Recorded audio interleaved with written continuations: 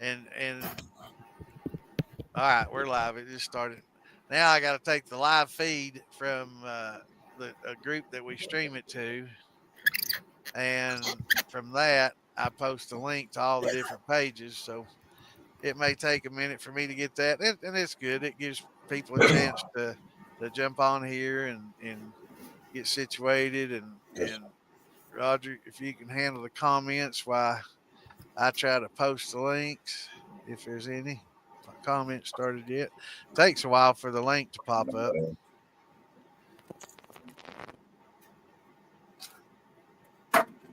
You make it up there for Alfredo's release and Doug Taylor's? No, we'd planned on it, and just is still kind of just really actually still trying to recover from my lane, and like I say, I heat with wood, and somebody needs to stay here to keep the fire going. I do. Yeah, that's something else we'll end up talking about tonight. Well, might as well start now. I mean, how bad was Helene there where you at? Oh, it washed us away from Eddyville to Lake Lower. It ain't nothing but a riverbed. Right. I mean, from my driveway, the half of the mountain washed away. We was stuck up here for about a week, 3 days before we really got cut out. But the road down the mountain, hell, it ain't been open but about, I guess, maybe a month now, really, as far as open with pavement stuff back on it. Right. But, yeah, I came down to Old Fort. We did Dan Gray did the past 2 years.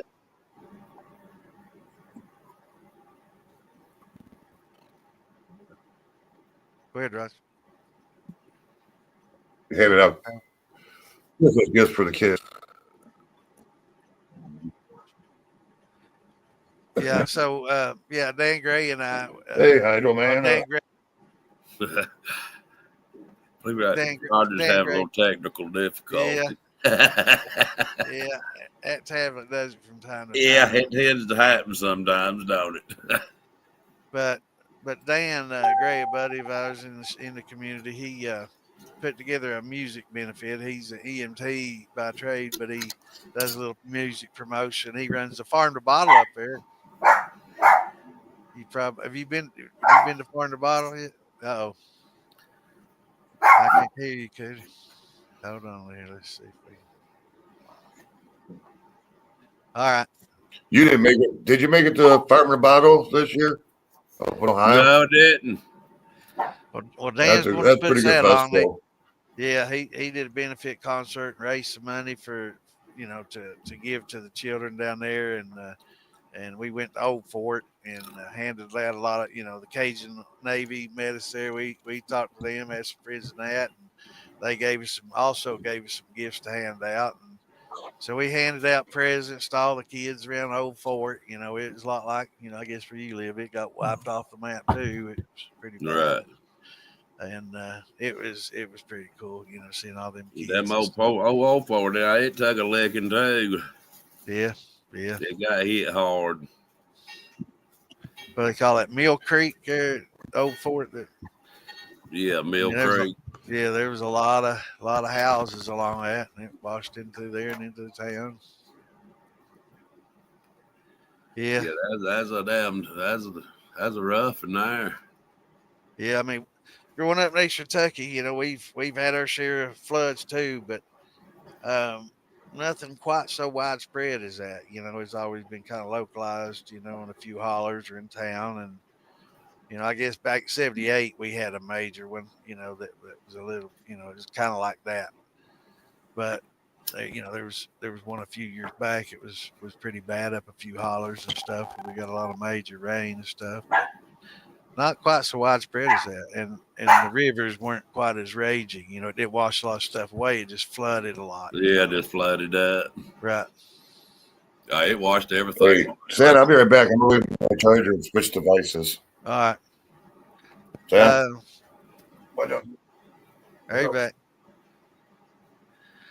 So while he's gone, he probably knows this story. We'll talk about what got you started, and early on in your life when you first drank some moonshine, if you can remember it far back. I know it probably goes ways. Yeah, yeah. I got started with family members back when I was about 13, I guess. Was still hanging with them. Went to running with went to making some runs with them. Kind of took a liking to it. I guess I probably started first drank moonshine I ever drank probably about 13 when it was coming out of the worm. We went to tasting it. So, You probably never carried too many sacks of corn and cornmeal in it. oh yeah, I carried. Yeah, I had the shit end of the stick, but yeah, it learned me a lot. Yeah, it learned me a lot. Young ones, yeah. Yep, all the young ones, that's what they do. You become the pack Oh mule. yeah, That's part of it. yeah. You got to learn there's work to it. It ain't all easy. It ain't nothing easy about it. Only thing easy, well, it ain't even easy to drink sometimes.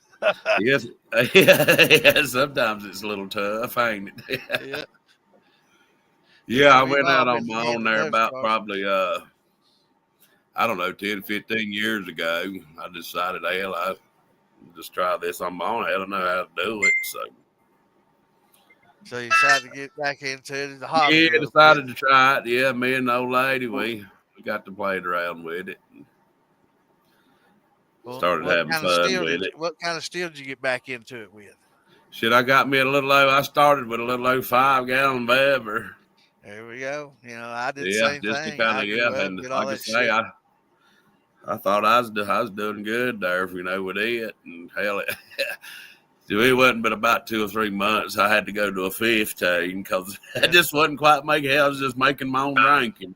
Yeah, he's making a quart that last that night. And it was like, oh yeah, every say one weekend, it was time to go back to work. Yeah, I got to make another mash if I want to drink again.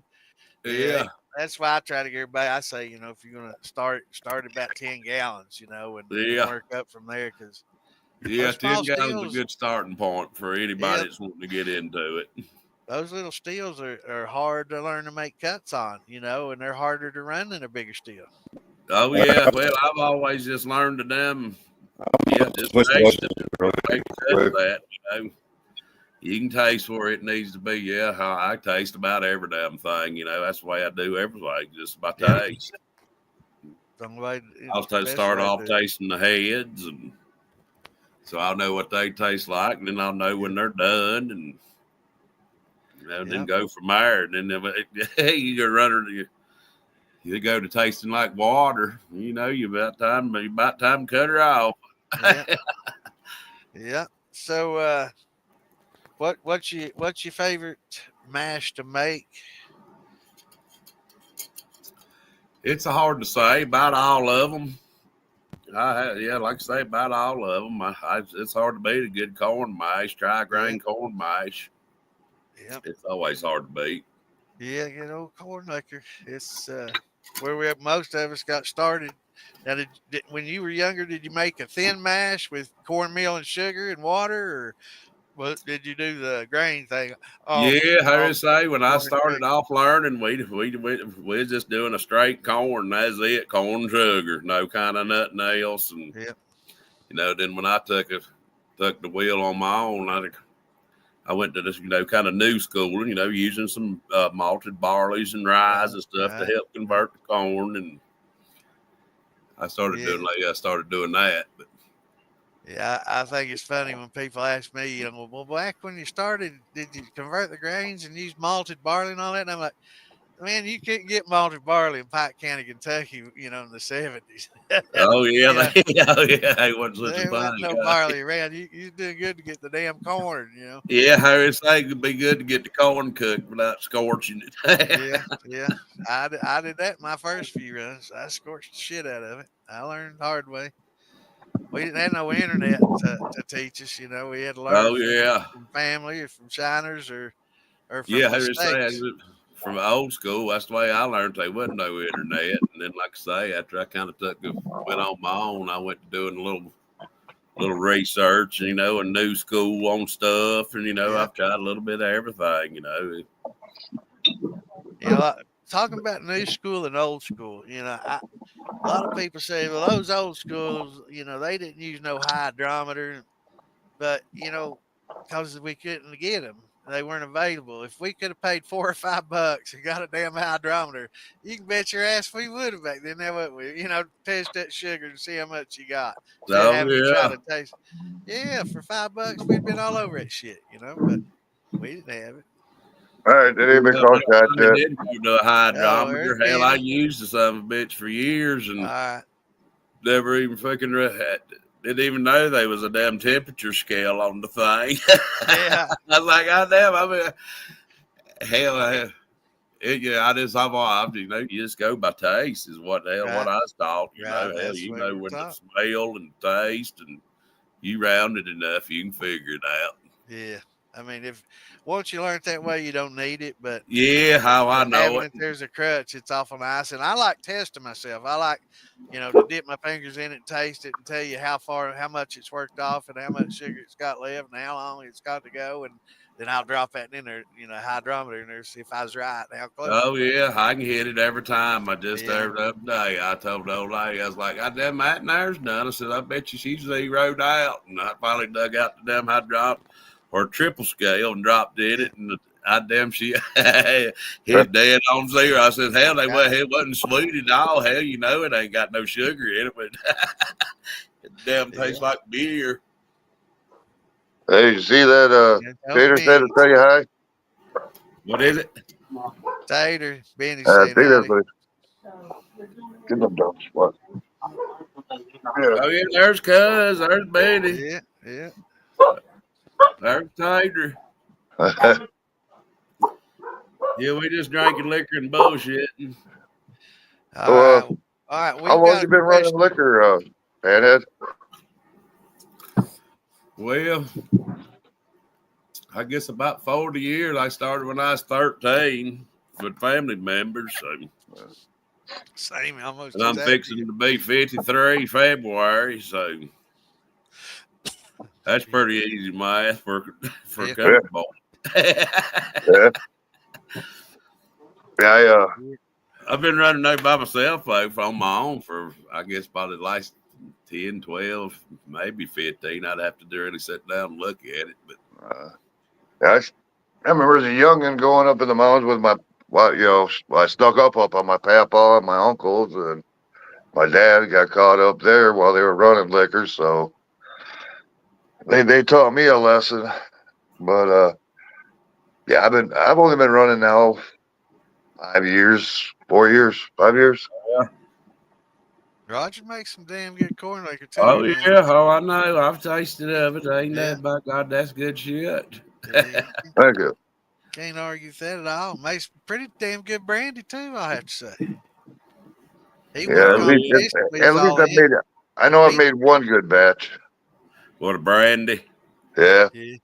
I made one good batch. I know for sure. Right. That All right. brandy, it's a little bit to damn conquer, but it ain't, especially using fresh fruit and all that. My It wife takes actually, time with brandy to make it good. It seems like some of that yeast you got to use. You just right? I My use wife like actually makes kind of better wine brandy. yeast on it, but My wife actually makes better brandy than I do. I think. She loves running fruit. I just don't have the patience for it. it can be But aggravating as hell. That's for sure. Yeah, it's expensive and it takes longer. That it does. I like making wines. I started getting into making wines, and then if I mess it up, then I'll end up making a brandy.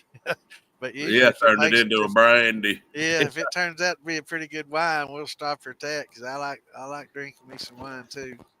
Now we're getting some questions, and I one of can't them's even come see them. from Dame, and I'm gonna try to post them as they come. I will say, Mike Fiber, I see your question about sprouting rye and doing all that. Now, once we get done here, we'll do a general question and answer. But right now, we're gonna talk with Panhead, and I see a question here. Now, what we plan to do? There's certain things that the Panhead's going to be able to talk about, and certain things that he's not going to be able to talk about as far as the show goes. And we've talked. We're just going to let him talk about that. Um, and he can see his question if he can answer it. Yeah, I can I know see he's it. I got was getting ready to answer non-disclosures. Damon. Yeah, we Yeah, don't want Damon, anybody getting any I kind of signed up trouble. for the show for like, what was it, 3 or 4 years in a row. And then the last year, I signed up about twice, and I used 2 different names and put in 2 different things. And I actually got calls back for both of them. So I just kind of maybe hit the home run on this deal. But yeah, I signed up for it for, I guess it was the 3rd or 4th year before they finally damn called me back. Or emailed me back, I guess you could say. And then I went to getting phone numbers from there. But yeah, just keep signing up for the show, and they will put in a good little interview, when they on the little recording thing they want you to do. You can get on if you stay consistent. Yeah. So just be that squeaky wheel. Just be that squeaky ass wheel on it. They'll finally have to oil you up a little bit, won't they? Speaking of getting oiled up, it's time to put a little butter down. So there's a shot, fellas. I think Damon or somebody, Damon calls from. Yeah, I got a little great brandy here. All right. Great It's brandy. boring, honey. Little grappa, huh? Hell yeah. Yeah, see it right across the road from where I live. I got apples, grapes, peaches, plums. Oh, hey. Blueberries, blackberries. I mean, just freaking grapevines full of blackberries. So, oh damn. I mean, it's kind of a I'll scratch your back and you scratch mine kind of deal. So I get most of my fruit, everything for just scratching each other's back along the way. That's the best way to make brandy. Yeah. But I make a pretty good grappa. I don't know if you've had a grappa or not, but we'll make sure next time I see you, we will.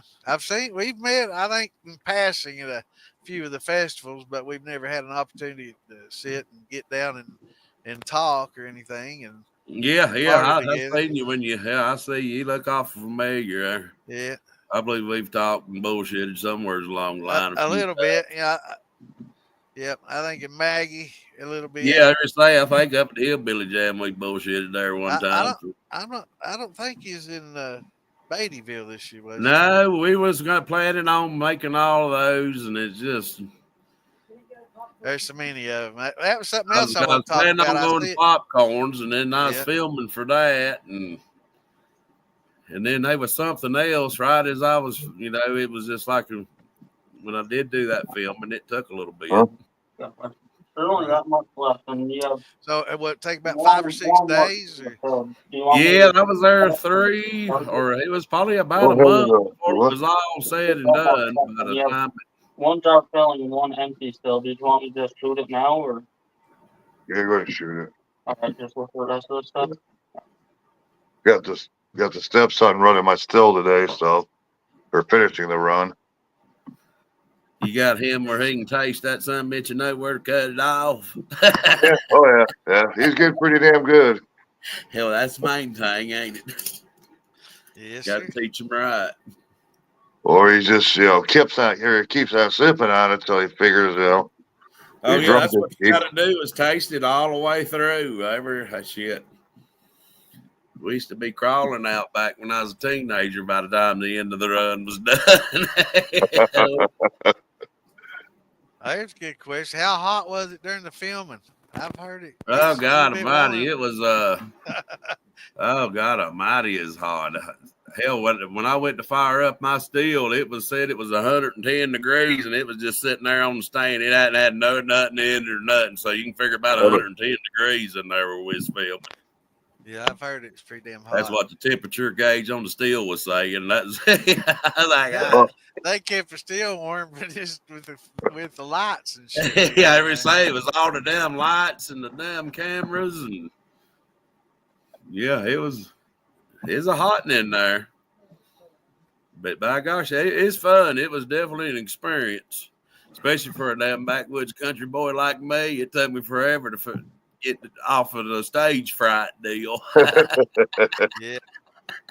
Every Yeah, time I turned around, there's a camera in my face or a light in my face, or let's back up and do this again. Start off where you left off. And Yeah, it's a little different, than being at a festival and having, Mr. Bowen, Michael Bowen, or G Media, putting a camera on you. That's all fun and games. yeah, But that's all fun and games. when But those cameras come out, I bet it's a little bit different feeling. Ain't oh yeah, there's some guns took about 2 men to carry one of them. it? So Yeah, hey, you know this. man, carry the And cord then 2 behind them. light men with the lights over the top of you. And They got them carrying the lights, the cord, and everything. Yeah, hell I don't know. yeah, They might not have a cord these days. They might be wireless. I'm old school. yeah. You're a tall feller, and so you're closer to the sun. oh You yeah, know. That heat does rise, man. yeah, hell yeah. I'm telling you, it's Yeah. hot in there. It's easy to get hot headed, ain't it? When you But it talk. was fun time. Like I say, I finally got over the stage fright, and after that first little run, got to drinking pretty good. Hell, it didn't bother me then. So you do a few days and have to come back and finish up, and then when's it going to air? It's going to be aired Tuesday night after Yep. Tuesday night, Moonshiners. I'm everybody. the season premiere. Yep. All right. I can't seem to find it, but all my buddies see me. They're already advertising with me on. Yeah. That's why we can talk about it a little bit because it's already on the air now, so we can. Yeah, I know. There's all kinds of my little friends bit. sent We me can say a little pictures bit. and little videos of them advertising for the Master Distillers, and I've watched Discovery Channel for 2 days now in the snow, and I ain't seen it yet. But everybody can sure send it. They advertised your episode right after Moonshiners last week. So yeah, that's how I found out you were on. Well, I figured I'd jump on and try to get you on here so you can put a couple of plugs out. Get plenty of viewers. Yeah. All right. So it's going to be Tuesday, folks. Here, I got a little video. Yeah, it'll thing be on I Tuesday found. after Moonshiners. I'll be having, like I say, if anybody's in Hendersonville, come to South Rock.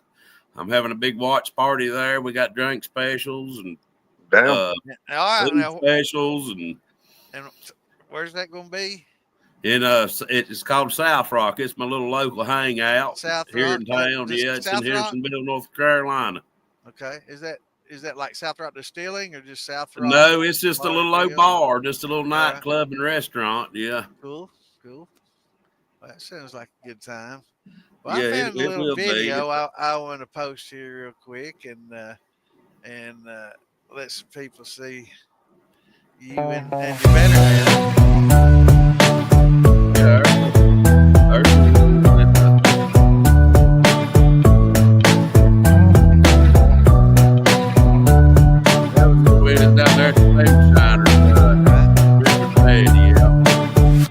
There's some hillbilly jams.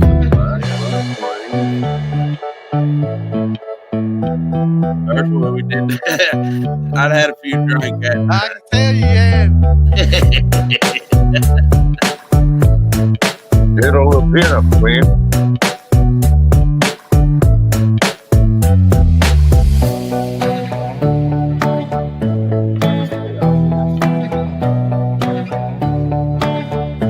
There's your new logo.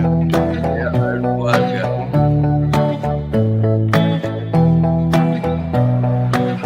Well, I found that and I thought, well, that's pretty cool. I'll have to run that.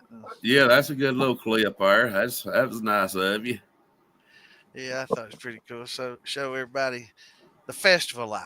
The fun Yeah, side. man. We have a good time at them festivals. Yeah, we do. Oh yeah, we do. Yeah, man. I love seeing everybody. What I remember of them, anyways. Yes. Yeah. I wake There's up. a couple that I don't start remember drinking. much There's Marcus. I see he's joined in. Yeah, there's Marcus Chapman in there. Hey, Marcus. He's a good fella.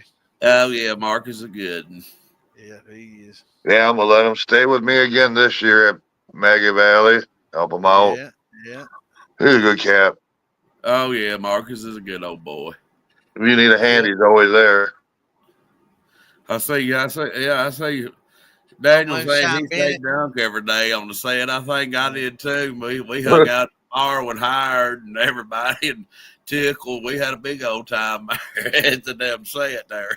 Well, I think Tickle I'd drink as have as much. much fun hanging out with them and laughing and getting drunk as I would, really doing anything on the show. It'd be fun to add the Oh show yeah, to it, but just Does, hanging out does, with everybody and getting to know them, becoming brothers, that's that mean does oh everything. yeah. Tickle Got drink to as hang much out as with him, does Tickle Henry and drink as much as they show him Moonshine are drinking?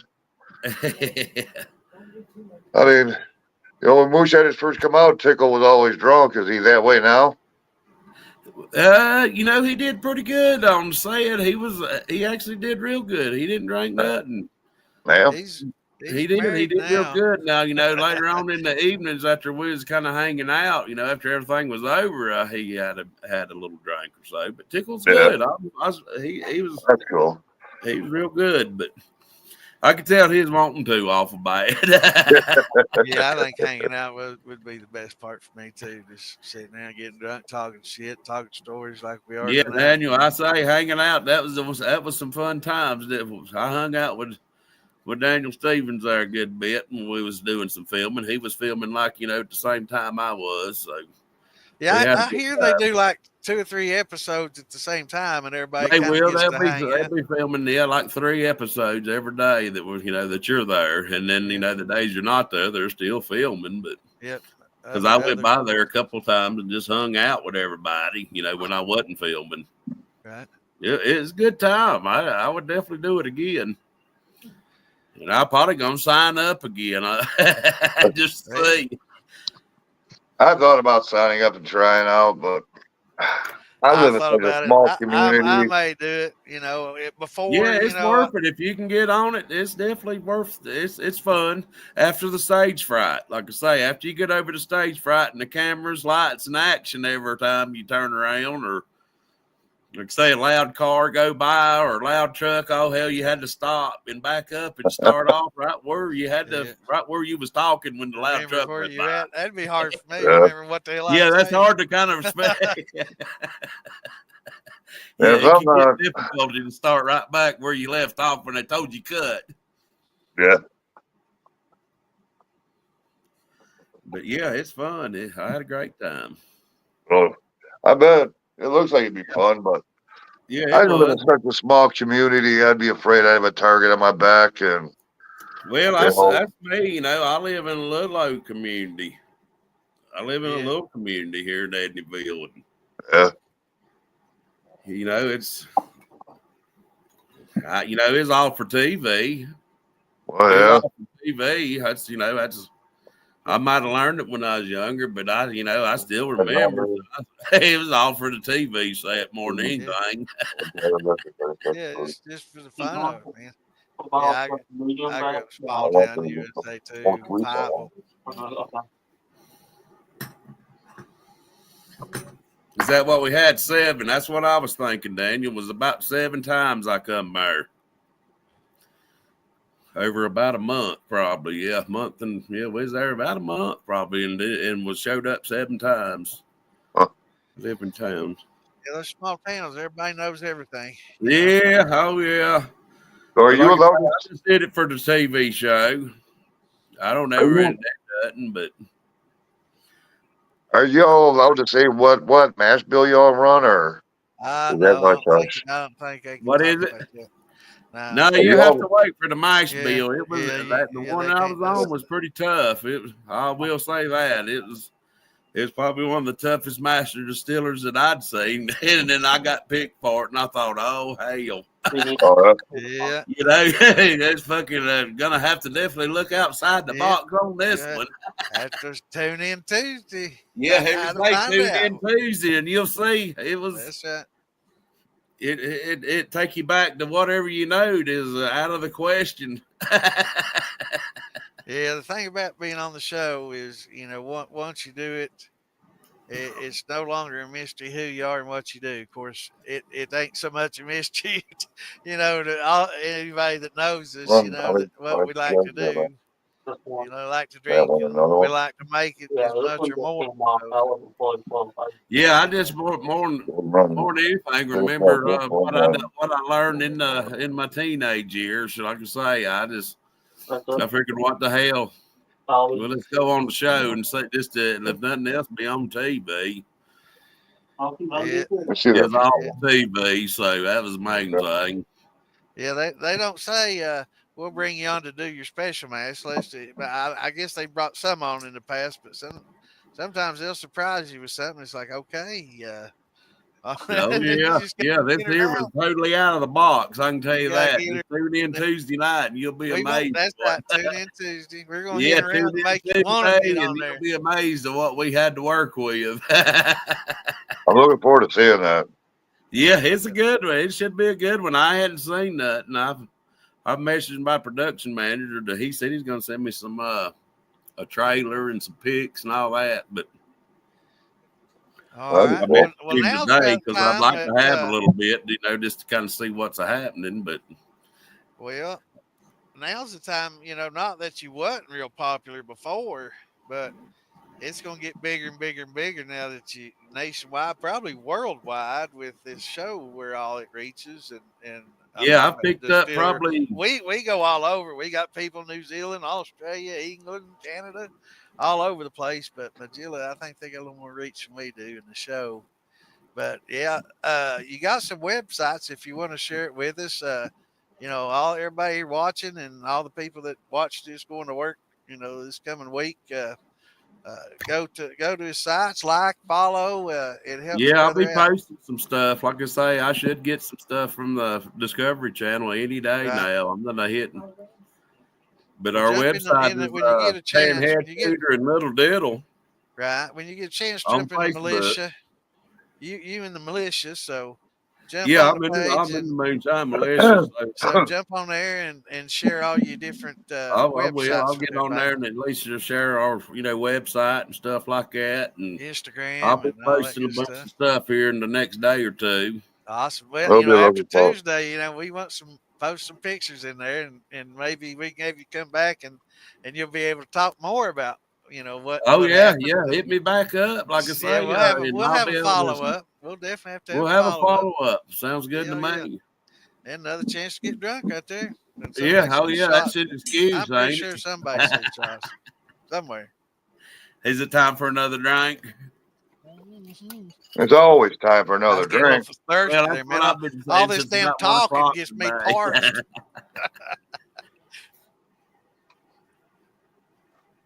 Here we go. We got somebody in Montero, Germany watching. Hell yeah, we Yeah, got people everybody all come over. follow our website. That's Panhead Cooter and Little Diddle on Facebook. Hell yeah. I've got an Instagram page. I think it's Panhead Cooter McClure. Now here's Untitled. I can't remember what his name is. I know he told me once, and he's a knowledgeable person. I can tell What you is that. it? Hey, Untitled. He's on you give an YouTube. He said, opportunity. Damn, I can read No, that. I didn't have no opportunities to run no special mash. It was now, what would you, if you did have the opportunity to run your favorite challenging mash? What would you consider a good challenging mash to run that you'd like to do? my best challenging mash. That I would don't know be if we hard. should say that because that might exclude what's on the show or not. Maybe we can answer. I don't know. Yeah, That's no, like I threatening. say, what's on the show now is it's just like I say, Yeah. Well, a follow up. We'll do that on the follow up. We'll do that on the follow up. But Yeah, if yeah. I had my given of my I don't know, it would be hard between some corn and some of my good fresh fruit brandy back in the day. Well, I want to taste your grappa now. I like a good grappa.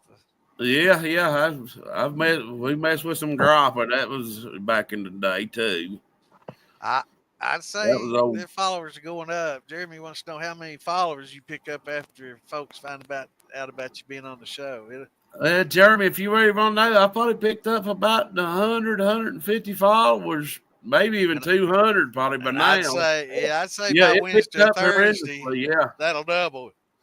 Yeah, like I say, and it'll probably double after the show. So that's all good. And thanks to everybody that's following us. I'll be keeping, a lot of stuff going. I try to keep a lot of stuff going on our page. Just whatever, just something interesting anyway. Yeah. We'll help a little little. You'll be here next time. Yeah. All right, Damon. You're gonna have to. If she'll ever get upstairs, I might get her to at least say hello. Who's he Is she talking? pretty camera shy? She's a little bit on the stage fright side. Well, I seen her up there doing the pinup girl. She was Oh I yeah, think looking this well, like I shy. question's say, for. I think we've this been is for we've been Roger. heavy in the sauce that day. So Yeah. I think this question's for Roger. Is that what? what does it say? What's David saying? I Dave hear says, you "I like hear you what like balls." balls, Ain't for Oh, me. maybe that's for. Yeah, that's for Ben. not yours. She likes my balls pretty damn good, I'd say.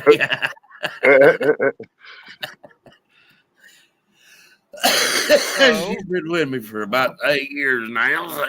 now, here's something I will put you on the spot and ask if I didn't see it on the internet and know that it's already out there. So let's tell us a little bit about the future. I hear about what's going on. I heard maybe looking for a site for a distillery, perhaps, or something like that, maybe. Or Yeah, I got some stuff in the makings. that's what I hear. You got some things cooking. I did a little I digging. got some stuff in the makings. It's kind of Yeah. Got another one of those it's a things little you bit can't up say in a the lot air about right now. now, but Right, it's right. at least on the hook. That's There's, what I'm hearing. Hopefully, it there's, should maybe have something out sometime soon if the ball keeps rolling. there's plenty out there to get information on, your best route to go about, Amanda, John Bence.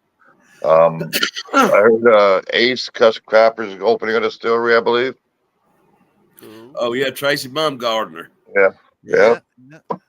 I heard he's going to be opening up a distillery. I mean, that's a booming thing right now. Oh Yeah. yeah. Like I say, is this little master distillers might open up some doors, that ain't already open. Right. You know, They need to And if make, not, it'll bring some more customers in, they need to for oh something yeah, legalize moonshine for for something I distilling. mean, you've already had this going before the master distiller thing came about. So, that's kind of doesn't have really much to do with it. You thinking about putting that distillery in a while now, ain't you? who's that? Me? Yeah. Yeah, you talking about what getting to some? Yeah, I've been trying to work on it for a while now. Yeah, just Yes. from what I know, I was taught pretty good for Yeah. in a younger age, so I feel pretty confident what is my knowledge, especially since I had a little old school to it, Yeah. or Yeah. new.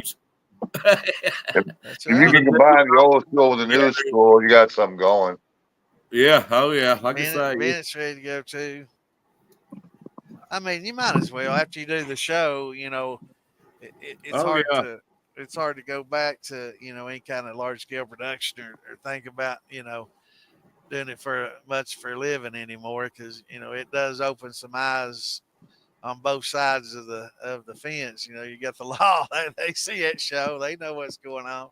They see all that. So it puts things in a new perspective, kind of like us getting on here. Once you do this kind of thing, it makes it a little harder to be an outlaw if you're putting it out there. yeah, But like I say, And that's the thing I might have liked. no, it was from my damn teenage years. yeah, statute of Hell, I limitations learned it done. at an early age. Yeah, the statute of limitations done run out on that shit. Ain't it?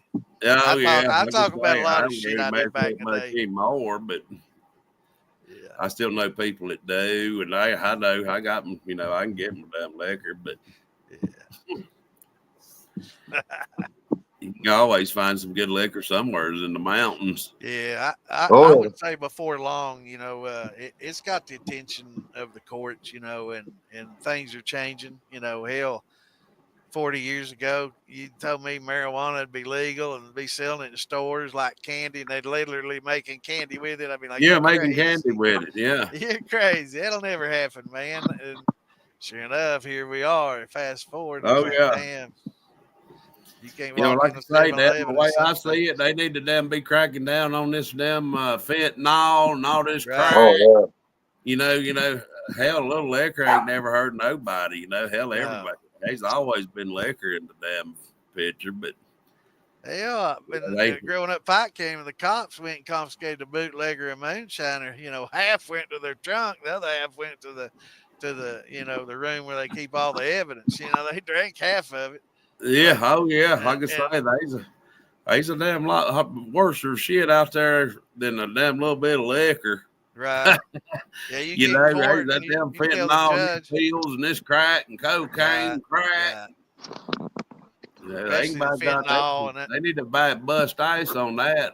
Right. A little There are bit of people dropping damn dead reefer left and right. smoking and Yeah, weekend they liquor. definitely need to legalize home distillation and more. Like West Absolutely. Virginia, you can make 5 gallons a year. I believe Oh, it yeah. is 10. 5 gallons, I guess that Yeah. just means you can have 5 gallons on you at a time, pretty much. Yeah, Well, that's what I'm saying. I mean, is that 5 gallons when you get called, or is that? Yeah, that's it. Yeah, that's your year's supply. I just have to be carrying it. Yeah, I just have to be carrying it with me to the house. Yeah, exactly. Hell yeah. But it's all good. Like I say, that's the way I look at it. Hell. Yeah. Well, at least West Virginia's making it to where you can run it. For the TV, that's for the TV set. Hell, I just looked up and got on there, and I didn't have a clue. I just went on there and did what I did back in the old teenage years. Yeah. Yeah, it's a lot of fun, and I think they're going to make it, legal. Hell, everybody drinks. There's everybody gonna drink a little alcohol. I talked to a lot of people on here that's like, I got cops, judges, attorneys, and everybody that come get their liquor from me. So they, and when you go to court, they're like, don't you say nothing about that 100 of cases. Yeah, don't you be saying nothing about it. It was 10 cases. You're not going to tell the judge, I had 100 cases, but they're only bringing 10 for evidence. It's like, yeah, that's all I have was just 10, and it's a little easier on you, and they get their cut, and they'll do that once a year. And that's your payoff, Right. Then you'll go back to years of bootlegging, and then, they'll let you know when it's time. They'll call you. They'll call you when it's time to come raid you, and have our 20 cases ready, and we'll pop you for 3 or 4 of them. You'll get a slap on the wrist. You can go back to business. That was business as usual. Hell, I've handed enough liquor out at Maggie Valley. I could have been elected mayor of that town. Hell yeah, you could have built a church or something. Yeah. I give out enough pouches. I could have got Alexis. You too, I'm sure, and Roger both. Oh yeah. Liquor makes homemade cough syrup. That's right. Little hot toddy, man. I'm trying to get rid of this sore throat I got. Oh yeah, it's a good damn elixir. Little peppermint and honey. That's what my skill's for. It's an elixir. Elixir. Yeah, I'm an elixir maker.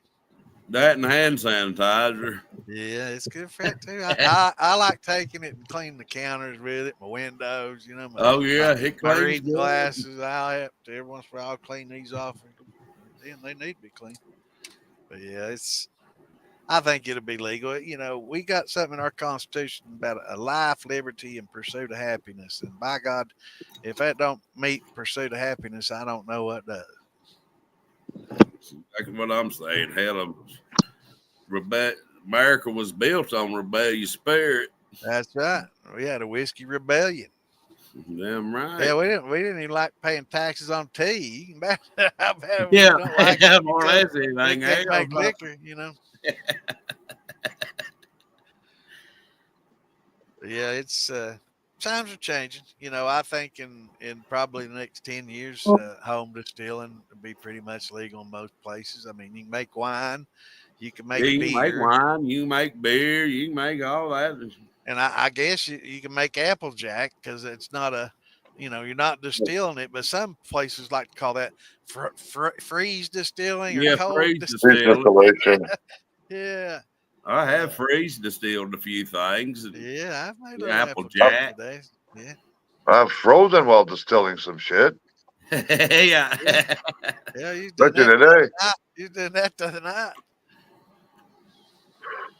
By God, you do anything outside around here, you're gonna freeze to death. Oh yeah. That's why I was glad to start this podcast because I could get out of that room. Yeah. It was kind of warm when I got out of there, but He says, well, he's got short sleeves on. Yeah, is that why you got your sleeveless shirt on tonight? Yeah. There, well, yeah, I figured I'd be hot back there, so I had a sweater on. Sitting out here next to my furnace, I'm good. But back there, nah. Not so much. All right, that gun's about full. To shut it down and break the cap first, then the heat. Take the clamp off the top, kick it over, then shut the heat off. Yeah. No, the rest of it down to the jar and fill it. And then well, that's the first step, Gordon. Is they're talking about it, take the and pipe it's wrench, getting mentioned. So break the nut free before you take the that's the way crack off. marijuana got started. Break Just that nut you free. know, All right. a few years back. So Hey, I'll be right back. I gotta shut the still down. All right. Go shut her down. You better open her up so it don't collapse on you. Yeah, open that sandwich up. That Yes, will sir. fucking implode on you. I hate seeing that coffer look like an hourglass. You know, Yeah, it doesn't work good. yeah, that ain't good, is it? Oh, I've seen them twisted too. Ohio, yeah, they'll once they start bringing it up in committee and stuff, you know, it's eventually it'll work its way through because then people start talking about it and feel that they can talk about it and don't worry about talking about it, and that's when they'll get opinions that are like, damn, we had no idea so many people had an opinion on this. And it's like, well, damn, if I want to get reelected, maybe I ought to have to allow these people to do the hell they want. These are people that vote out there. That's why we get shit done. That's why we get shit done. That's the way you get it done. Vote on it. That's right. George Washington and our forefathers made liquor, Yeah, I really say that damn America was built on rebellious spirits. That's right. Yeah, we've got a few states where it's legal, and it's kind of like marijuana was. It federally illegal, but still a lot of states it's legal, so they've laxed. And I think that's what's going on federally with distilling too. It's already legal in a few states, and it's not a problem. It's not a big problem like fentanyl, like we were talking about earlier. They need to focus on them fentanyls and that crack cocaine shit and all that other hardcore. I think no good for America or to any damn body. And I'm too old to do that shit anymore, so crack down on it. Hey, I'm too damn old for that shit anymore. The next year, Ford, look at that. I'm going to put a little bit of water in the thumper then if it's going to sit overnight so the corn don't stick to the bottom. That's right. Yeah, that's it. He's also taxed it. Yeah. Sometimes them forefathers got a little greedy. They wanted to be the only one making the money. They weren't all perfect. But... Run it through the strainer. All right. Where were we? I'll take a shot. That's like playing me. I'm parched. I've been out playing in the damn snow all day. Have you? Yeah, that's why I went to drinking my Bahama Mama daiquiris. Yeah. But I always will have a drink, William, just because, by God, we're having a drink. Hell yeah. I was going to get I out. posted a picture a minute ago, feller in Somerset driving his damn Harley down the snowy ass roads, man. It's like, man, that dude's got some brass balls on him. Oh, yeah. I know them. None of my damn Harleys, them son bitches, they won't hardly get out of the damn basement. And then what a bitch to try to get them back in because they're heavy and they don't know. That's going to lead us to the next question. Tell us about your bikes. I know you got to have a Panhead, at least one. Yeah, I got a 1959 Panhead I've restored. I guess it's been probably 4 or 5 years ago. I've restored a bunch, but this old bike, and I rode it when I was back in my teenage days. When I first started riding Harleys, I guess I was about 18. That's awesome. Did you sell it? Yeah, I've been riding this old bike since I was 18. Did you sell it back, or you just had it that long? Well, no, a buddy of mine that I was in the motorcycle club with, he had it, and he was getting so old that he couldn't hardly crank the thing much. Yeah. So he'd say, "Man, the old pan needs road.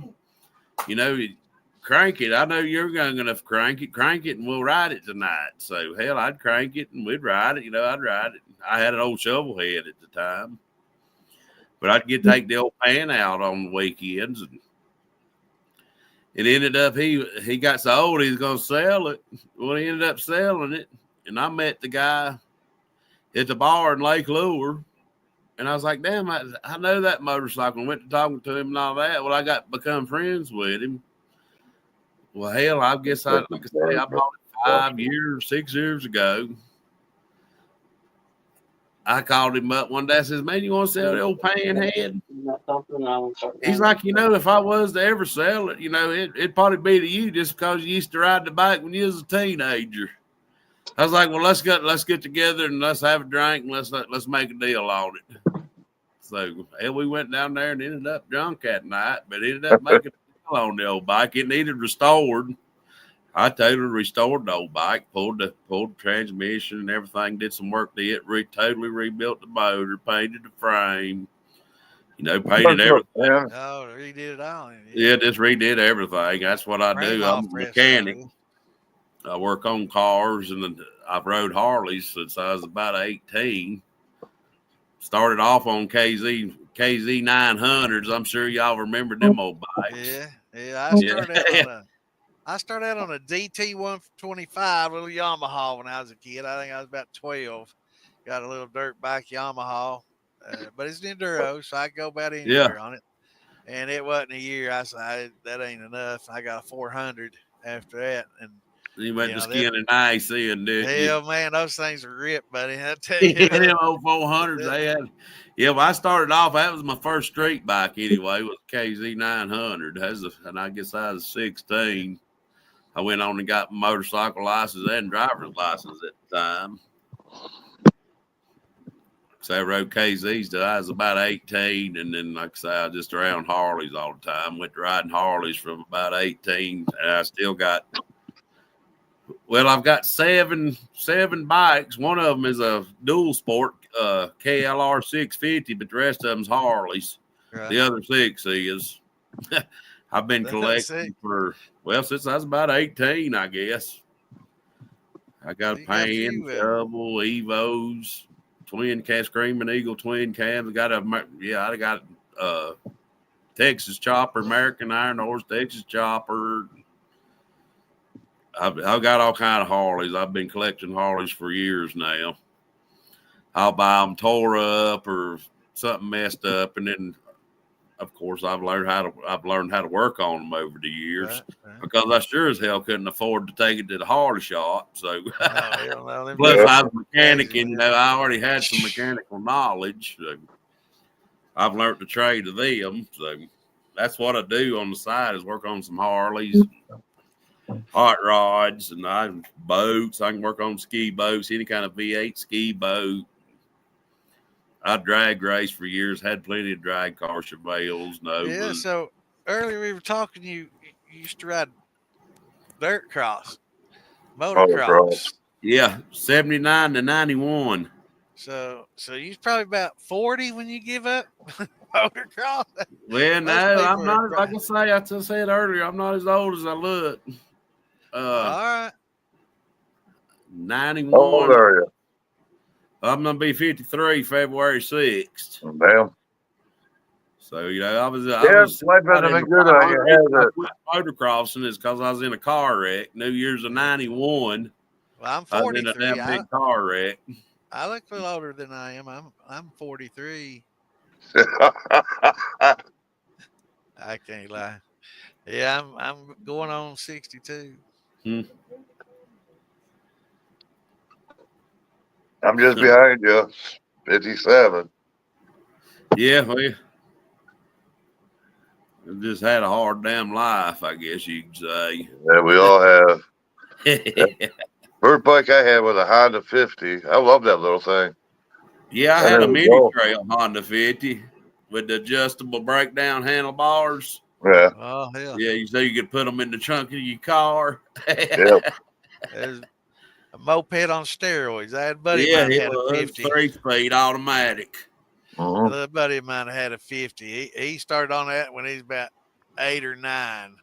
I was jealous as hell. I never got one until I was 11, 12, going on 12, I reckon, when I got that 125 Yamaha. And I went from that it Honda was all I 50. wanted at 12. That 125 was all I wanted. It Oh was yeah, good. she's a handful at 12, Shit, yeah. wasn't But, yeah.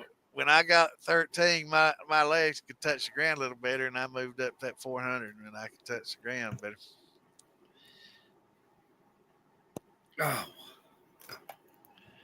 Oh, We're young, and Scott's pulling age rank on us here. Oh, you what's he young. saying? He's calling us It young. ain't the age, it's the mileage. Yeah, you can tell we've been road hard put up with. Yeah, I would say I've had some hard miles put under my belt, but Yeah, it's all been fun. So yeah. I've had some bad motorcycle wrecks too. You know, David, I what are remember your one grandmother in do? Pike County.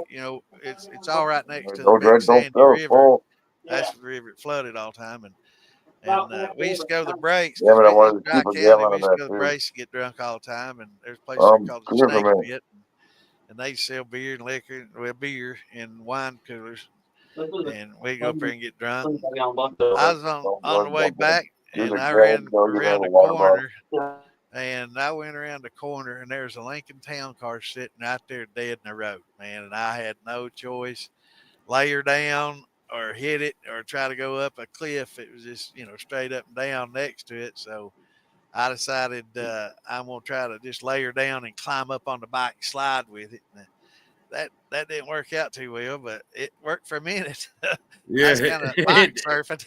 hell Then yeah, my sir. head hit the ground. It ripped my damn helmet off. My face kind of dragged a little bit. My elbows, my chin, my knees, and it bent my handlebars a little bit. And I had to get back up on there and run because I was probably 14, 15 at the time, and I didn't have my license. And so I took off, and I guess when I went down, there was traffic coming this way, and this one woman locked it up, and I thought she stopping to help, but she was like this at the car, and somebody went up there, and she got out screaming. She thought she'd run over me, and she was freaking out, and I was like, "No, I'm good." And I cut my head here pretty good, and I had, of course, when you cut your forehead, it's just blood's all Oh over your yeah, face, pour and it looks blood. like the Texas Chainsaw Massacre. Man, it looked bad, a lot worse than it was. And I just got back on that bike and rode away. Man, I had to get the hell out of there. But yeah, that's some good times. Oh yeah, lucky to still be here. Yeah, yeah, yeah. That's the only place to make liquor on TV. So, That's the Coot, only Panhead, what's place I your ever make liquor too. Daniel's on TV. Yep, yep. Panhead? What's your favorite mash to run? Your favorite mash bill?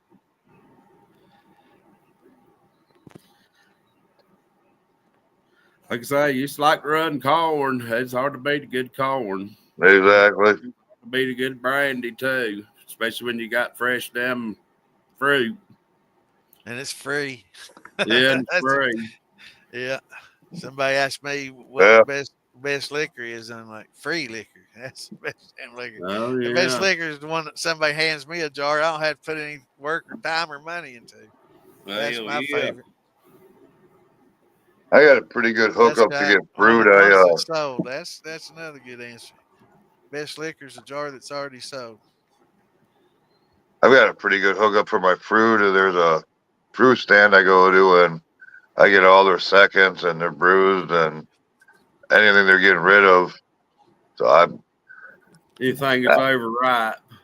yeah, and Hell, I prefer to get the stuff that's really ripe because I'll just either freeze it or run it then. Oh Excuse me. yeah. yeah, hell, I ain't above dumpster diving if I know there's enough ripe plums or strawberries or blueberries or blackberries in there. I ain't above getting in there and pulling out a few Oh yeah, boxes. digging them out. Hell yeah. What did Ellie say?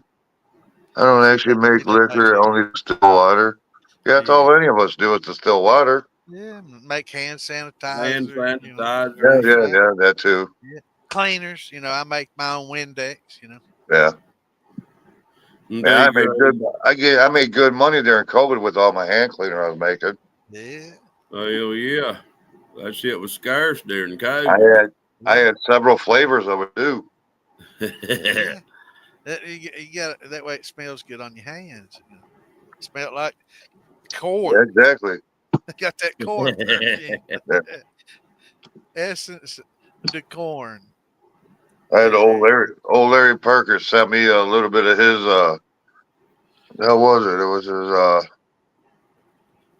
Which one was it?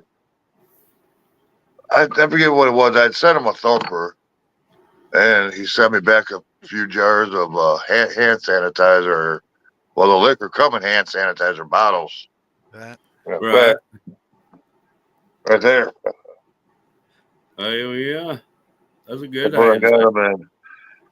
So, I mean, it's pretty weird drinking liquor out of hand sanitizer bottles, Yeah. but Well, it tasted ain't damn nothing good. wrong with 130. That's what you were drinking earlier tonight. You said it was a little hot. That's what my grandpa works It's, out at. Yeah, I like around 100. I agree. 100's what I try to get things to. It's a good even I switched number. out. That's good I even switched number. over to 100 proof. I couldn't do The that people that 130. buy it know they're getting some liquor in what they're buying. It's not something that tastes weak. You start getting down to 60, 80 proof. Some people, it's like, damn, this been watered down. Yeah, I switched over to 100 proof. I couldn't do that 130 no more. It was Too too damn rough. strong. Black grappa goes down pretty smooth at 130. Yeah, Frankie's got the hook up on the fruit for sure. He's gonna hook us up this year, and hell, you do too.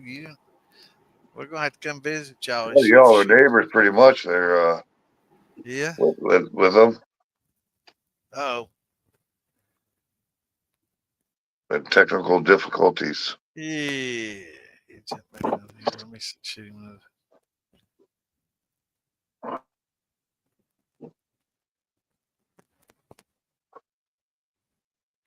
All right, mate. What the hell? I just clicked on. What'd you Damn do? it. You boot them? No, I didn't boot him. I tried to click on message and it sent me to Meta. Didn't boot him. Sent you to Meta. Meta, META, Oh, the Meta. platform that Meta. Facebook is Meta, Meta. whatever. Meta.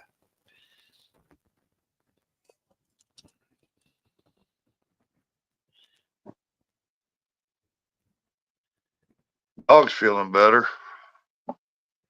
Nothing like a few shots. So Huh? hopefully, I can get that. Oh, that was Rhonda there. I'm sorry. Let's see. Maybe I can send a message to Panhead. Is that Rhonda? I was hoping she'd jump on there too. Lord, here we go. Oh, I do my later. Yeah, my dog's doing better, Santa. That's good. Back to being the same old asshole he's always been. Back into everything, huh? Yeah.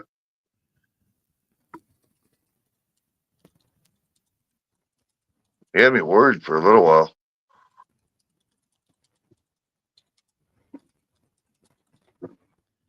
He may have to charge a battery or something, or maybe his internet went out. It's still kind of sketchy. Right. Like you said earlier, hell, it's 6 months before they got the damn road and half that shit working. But in the meantime, maybe we can go back and answer a question or two. I think. I can't see any questions, so. Let's see. Um,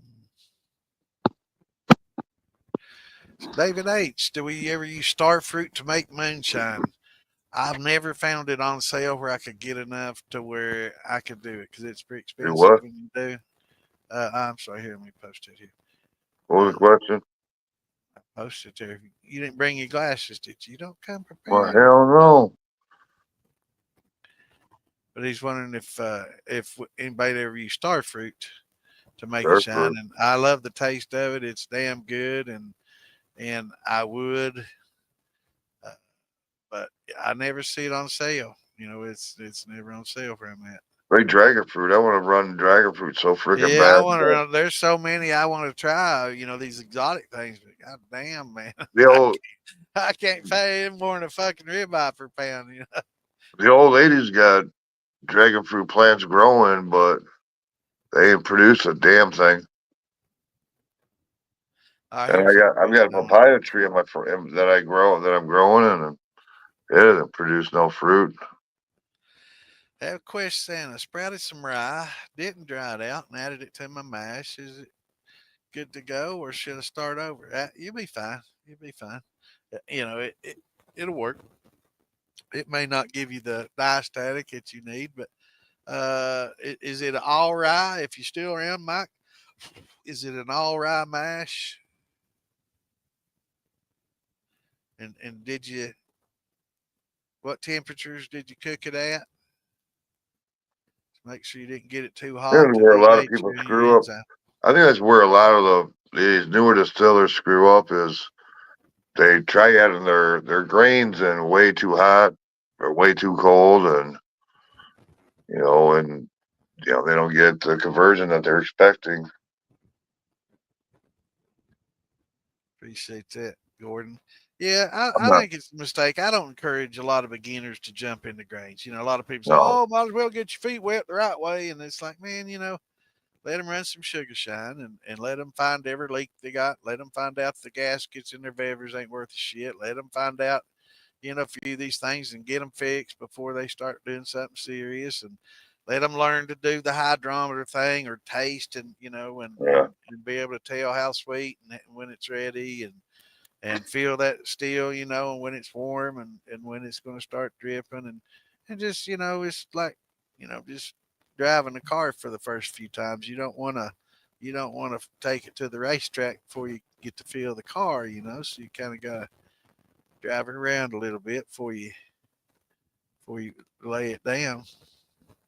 or another hypothesis, I guess would be the word. I don't pull my car out, don't even move my vehicle until it's run for a couple of minutes after being in the cold weather we've had. I let, I let that engine get all lubricated, and Speaking of lubricated, let's get lubricated. yes, sir. Oh shit, man! I'm trying to put that like, Wonder cheers. what happened to Panhead. I reckon his battery died. Oh, I've got his phone number. Let me try to call. Message me ain't answer me yet. So, oh, did you drop? We're still on here. Anytime you want to jump back on, I reckon his phone battery's dead. Oh, Roger's frozen. He made that call on his phone. Stop. He'll be back.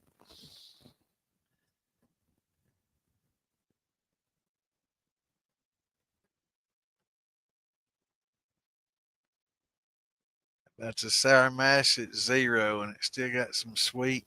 You're gonna have to wait her out, man. How much sweet?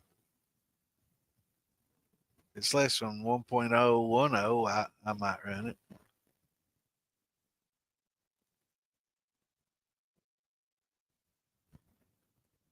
Oh hell, he jumped all the way off.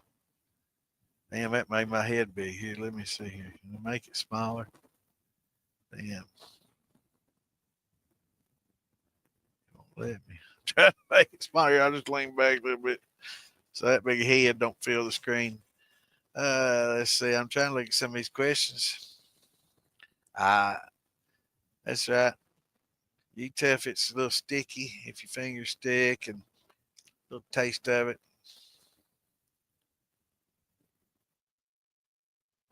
Started out on all grain. First run of distilled water come off at 180.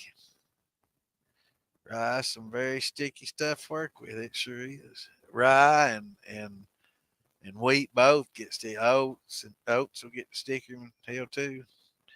They get gummy. It was a big fucking screen of Santa, man. Hello. That's what nightmares are made of, man.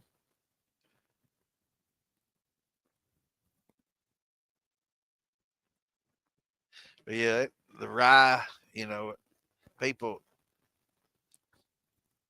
tend to not like it when it gets too spicy. And I've heard a lot of different people say, the finer the grain. I know Jim Tom always said, the finer the grain, the spicier it'll get, the finer you grind it. And some people say just don't grind it as much and it'll get less, less flavor coming through, less spice, peppery. I just I just try to crack it about the same way every time. Use a little bit less if I don't want it as overpowering. Just save on it a little bit. Don't use as much. He's Uh, back. he said he lost his internet. Oh, yeah, that's happening there. On and off there still. And could have been somebody hit a pole or Yeah, something. well, they got a lot of snow and they got infrastructure still getting Yeah, rebuilt. Poles going up still. They're working on roads. They're working on power lines. There's still a lot of work. There's people still living in fucking tents there. It's yeah. horrible. Yeah, there's damn two big heads. Yeah. Yeah. Is that better? Yeah, you can see more militia this way. Oh my God. Yeah. I think Dane was hinting, show more militia, less face. Here we go. If I could make them smaller, I would. Well, I mean, if they're on the page, they know where they're at. Right. They've been working on a new logo for shirt design for to be able to put on t-shirts. Right.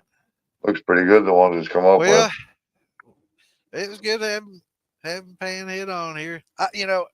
One thing I learned is I always thought his last name was McClure, and I didn't know him and Benny McClure. were cousins. Yes, McClure. I thought it was Yeah. McClure, No, but McClure. I didn't know. I didn't know. I thought McClure and McClure. I thought him and Benny was buddies instead of cousins. Man.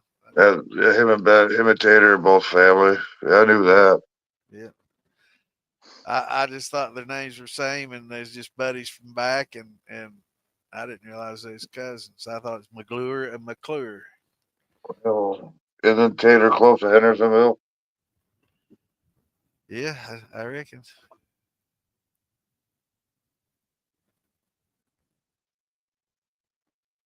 All right, let's see.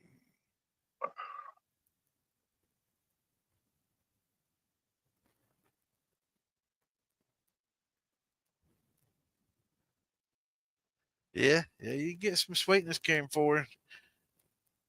That's why some people, with those brandies, they'll stop them a little earlier, run them before they're dry, so they don't get that dry What's taste in the that? shine to get a little sweetness followed up. What's that? What's the question? I can't read it. Or comment. It says, I'm going to do it like sign language for you, too. Some Fuck sour you. mashes will carry I little, can't fucking understand that shit. little sweet flavor, but not be sticky with unfermented sugars. Bring some of that through the distillate, too. Yeah, those unfermented sugars come through fine. Did you want that lamp out here now? Yeah. Just so you know, the water is off in there. Shut the water off to the worm. Yep. I didn't twist the knot. Now I twist the green thing. Dial. Yeah, the dial. Right. I know you said not to turn that one off. Yeah, that's fine. I think people are chasing the minimal mash for the max flavor liquor. To add more water to it and do a bigger run. You can always do spirit runs. And yeah. Everybody wants. One thing I've noticed, Scott, about everybody is it's a pissing contest with the fruit. Everybody. I mean, with the proof.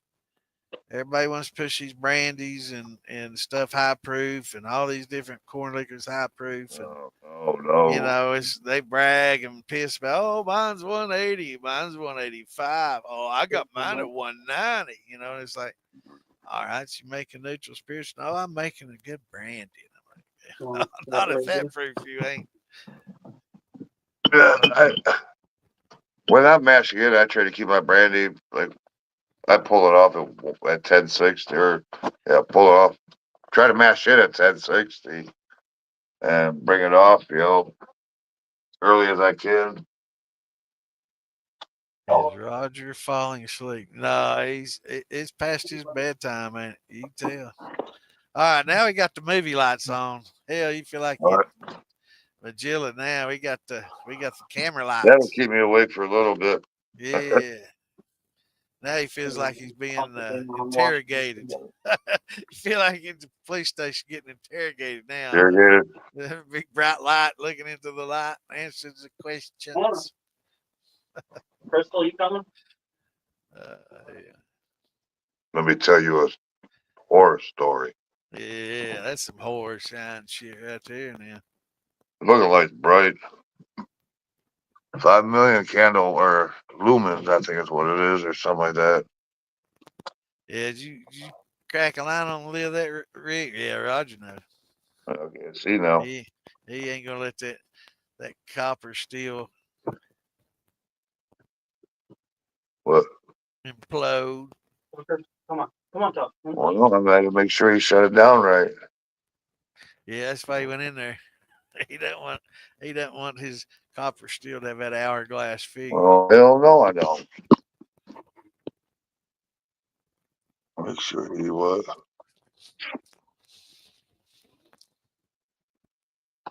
Who was that question or statement or comment? Jeremy. Well, I try to find all wood barrels. I've found some 15s in northern Kentucky and sent a buddy of mine to get some of them. Well, Wes, if you've been on here a while, you'll know who the hell Wes is. And Wes went down, picked up a bunch. Him, Big Easy got and Phil Billy got a bunch of them, and those are a good size. I mean, it takes a little bit to fill up a 15-gallon barrel, but that's a good size barrel. It's one that you won't drink gone before it gets a little age on it. So I figure if I can get a 15-gallon one and we get that much in it, then man, you can see your eyes are closed. That light on you, man. Huh? What? He's nodding off, man. It's worse I for me. was, I was, I was listening to music up here. Yeah, I know it. That's that sexy, sweet, sultry voice of mine just Yeah, you wooing you put to me to sleep, sleep. man. Yeah.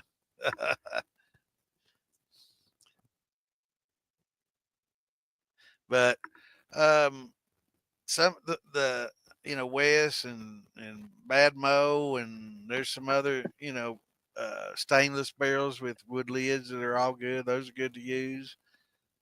We got our buddy Hillbilly glass jars. It's got uh, jar lid, the jar lid barrels that have the wood lids that are good agents. Those work good. All of those work good because it respires. You got a respiration. You got actual outside air influence and the inside liquor.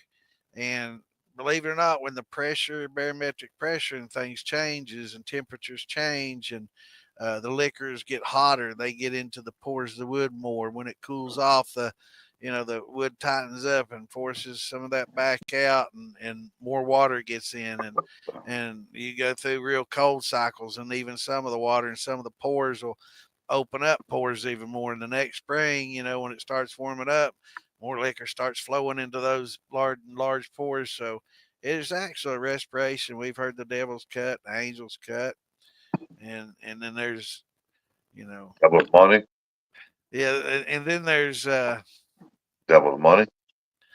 well, and then there's Stevens cut. When he goes in, sneaks a little bit out the barrel. Yeah. And pours a little water on top of it. We call that Stevens cut. You don't be doing that shit. So yeah, You there's pull them several back different up next cuts. time. Yeah, but yeah, it's but those types do better than just like dropping a wood stave in a jar, where you don't get a lot of that respiration and you're just getting kind of a wood. That's all. It's not bad. I mean, I do that. It's not bad. Get over But here. I've got these kind of barrels. I don't know if I Get over use here. this one or not, but This is what I'm talking about. These stainless barrels. This is a bad mo here, but I got all that advertised. I got that off a Well, good friend of mine. sit, He sent me that. That was sit, awful nice of him to sit. send me that. But all any of it's good. It still adds some flavor and stuff to it. This one's worked good for me for the last couple of years. Yeah. I ain't used it in a year, but this little one worked out pretty fucking good. Yeah. But as far as the barrels from new places, you'll have to ask a lot of these other fellas for that. I really hadn't done a lot of that. I've been a poor stave user. I've got a buddy of mine that makes furniture and a lot of different stuff with barrel staves. So he saves me a bag of them when he's done with the little parts, that he doesn't use, and I'll just take a torch to them and drop them in a And I got this one. This is an old wine barrel, wine keg. yeah, that'll work. Italiana. I have no idea what the rest of it says. Luigi Respolona Mamma. I don't know. Yeah, But sounds like an Italian thing. yeah, well, it's Italian. It's old. I was gonna say it looks But pretty nice. I just missing the spigot. Well, you don't have to have spigots. You just put another cork in it and get her done. Oh, yeah. But Yeah, I agree. fucking hot up here now. Yeah, that's the same, Robert. I try to get to anyway. If you can come off at 120 to 140, that's awesome. 140 to 160 is good. You still got some flavor, especially at 140. Once it gets to 160, a little bit less, anything, like I said, 180, it's just, you ain't carrying a lot of flavor. It's all alcohol, and alcohol doesn't bond with a lot of your flavors. So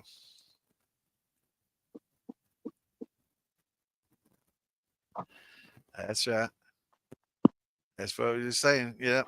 Um, all your hydrosols, phenols, and flavonoids, and all that stuff, they're bonding with the water. So the lower the proof, the more the flavor. But there is a certain point in time when it'll Higher water the down proof, the the flavor. less the flavor.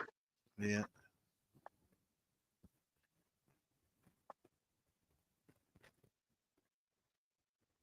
2 to 5. Yeah, that's good. Yeah, I know. Wes has like 1 to 5. I think Bad Mo may have like 2, 3. I'm not sure what sizes all they offer. I know they have some similar. Yeah. Isn't Wes Uh, building his own barrels now and everything? yeah. Wes I mean, is. he had a really good price for them. Yeah, it's a decent deal. And he gets. I think he gets his barrel tops from here in Kentucky at one of the biggest barrel makers there is that make liquor for pretty much most all the big guys. Cheers. So God. so yes, yeah, everybody. Here we go. Ditchy jars.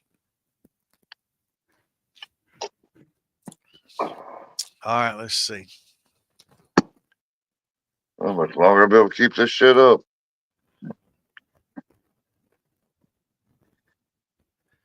Scott's been building quite a few of those hybrid barrels lately. Building 1.5 tomorrow. Awesome, brother.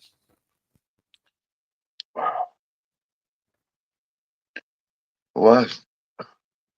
Uncle Hay, and don't say no. Huh? Hey guys, my auntie and I live and now come in my house. She needs to see Super Chat. Say hi to Auntie. Hello, Hey, Auntie. Auntie. How you doing tonight? Hello. Hey, Auntie. Couple moonshiners. We're in Kentucky.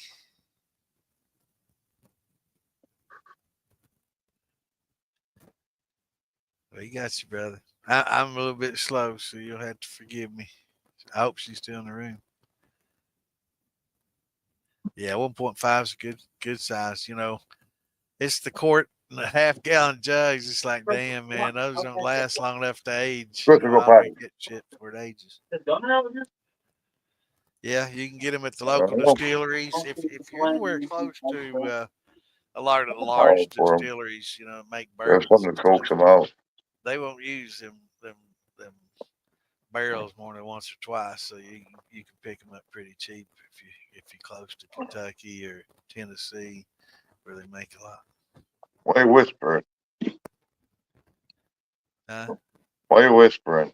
I ain't. Maybe my mic's further away. I'm trying to be real quiet so I won't interrupt your sleep. Well, please don't do that. Uh, I am fucking tired, but I'm gonna stick it out. As long as I can. Moonshine or Jim Parker wants to race. What? Want to race? Oh, Raj? Yeah, I definitely do. I'm up for a rematch. You ready? I bet he went out and got him a souped up scooter. Maybe he got Cooter to build him a scooter. Scooter to build a scooter, yeah. Yeah, scooter. Scooter. That's what I do. I'll have Panhead hook me up now. Have your Panhead scooter. There you go.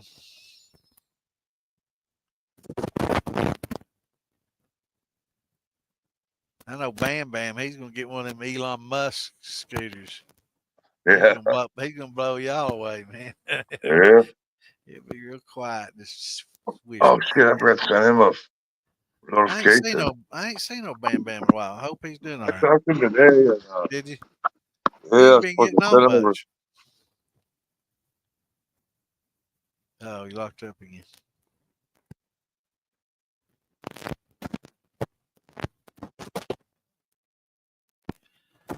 And there's that awkward silence.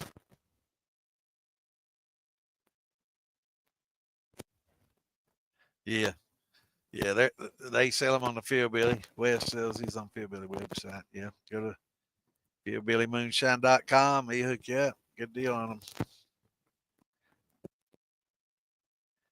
Gonna plant 2 acres of Jimmy Red. That'll be awesome, Robert. I tell you what, Jimmy Red's good, and if you got room, I'd try some of that blue corn.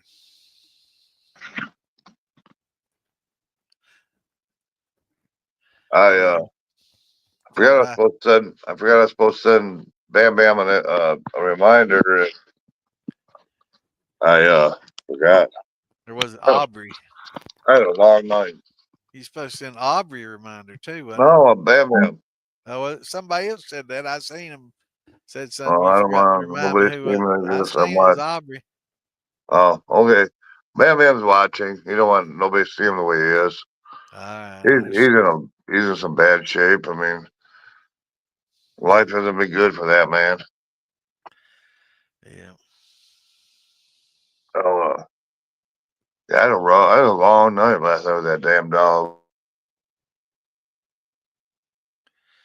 Yeah, life can be tough, brother. Every time he moved, he whined, and so that woke me up, and so I had to baby him, and For those that don't know, his baby hurt his hip last night playing in yeah, the snow, slipped and fell on the ice off the well, he fell porch. down the steps, slid Yeah, down the steps.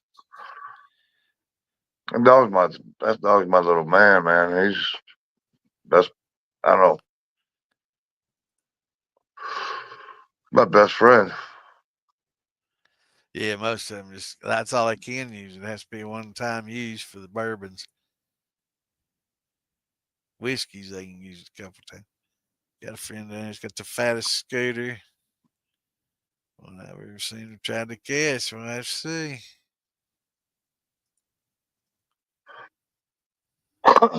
Oh, man, it's gonna have a Panhead on here, man. Like I said, we've talked in passing and stuff, and sat and had a drink and said hey, and with a crowd of each other in passing at Hillbilly Jam and the pre-party, and all, but never really Yeah, had a chance to sit down and talk one on one without distractions. I've had several conversations with a man. The man's cool. So little Yeah. Diddle, little Diddy, she's awesome. You know, like you said, she is shy, and well, you get a few drinks in her, and nobody's shy. Yeah. Yeah, that's what I was saying about that camera shyness. Yeah, that couple shots in me, I won't even see him. But so now we know how to get on the show. Just aggravate the fuck out of them until they tell you get the hell out of here or say, okay. Know how to do what? From Redhead Barrels.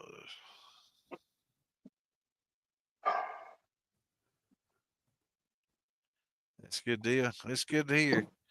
And Philbilly back his stuff up in West too. Blue corn, get that blue Hopi or Ohio blue. Everybody likes that Ohio blue real well, and that blue Hopi. Either one of those are pretty damn good choices. But it's that and that Oaxacan green are two that I've talked to everybody that does heirlooms and like John Benz, he can't stand the Bloody Butcher, and He's some people a Jimmy Red fan. I don't know. Some of them don't like either red corns. It's they got a little bit He, more oil and earthiness. I swear he did a red, white, and blue when he used Jimmy Red. Right. I believe it was him that done a red, white, and blue. But everybody I've talked to is like that Oaxacan green and the blue Hopi and the Ohio blue. I've not heard anybody say anything bad about that. And I've heard bad about the Jimmy Reds and the Bloody Butchers, and some people talk about even the Amanda Palmer's getting a little bit earthy, Well, and but those make good grains to work with and combine. I'm talking about like if you just use them alone. Some of that earthiness and grunginess is great with a little sweetness, and then you throw it in a barrel and it comes out.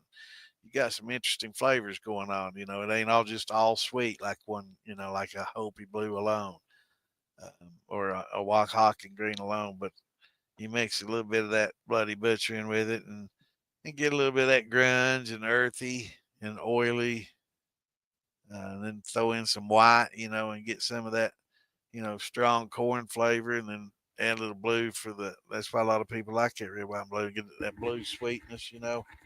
So, yeah, blue and white, hickory white. Yeah, sir. Those are good ones. But it boils down to really, what you like and what, your buddies, customers, friends. I don't know what you're dealing with, but, what they like. There ain't no right answer or wrong answer to it. Some people like different kinds. Some people love that earthy taste, and you can't get as grungy and earthy as you want, and they love it. And some people just don't. So that's like asking, about what best yeast, but most people tend to like certain ones. There's some that better than others, and I'd say, from what I've heard, not much bad about the Ohio Blue and the Oaxacan Green. I've not heard much bad about those.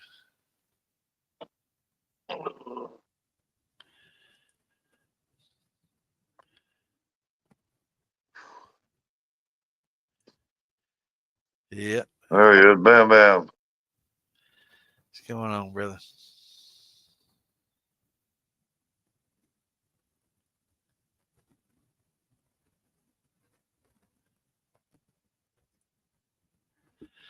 So what's everybody sipping on that? Speaking of which, it's time for a drink. Moonshine. Yeah, I'm getting a little bit of buzz on. Yeah, I got a good one.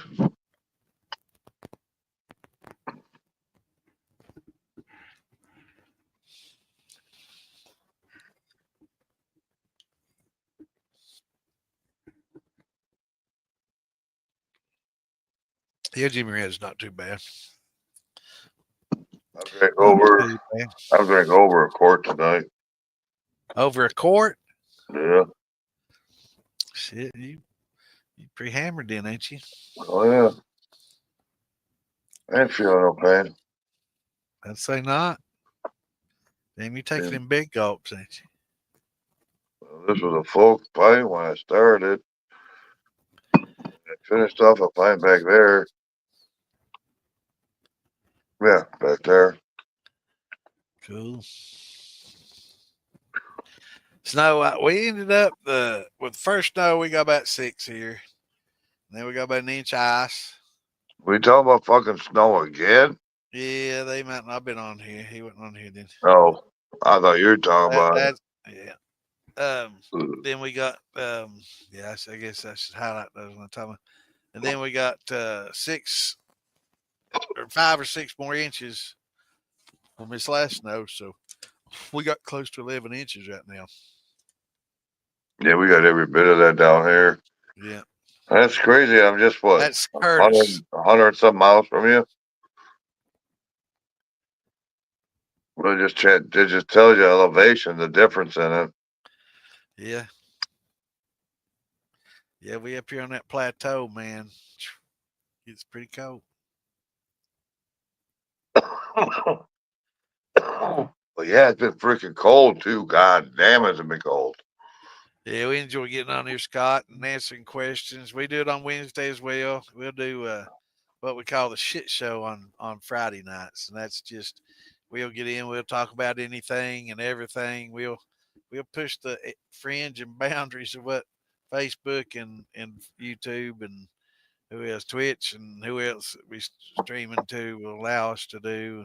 I think we do Kick, Twitch, Twitter. I don't know what all them are.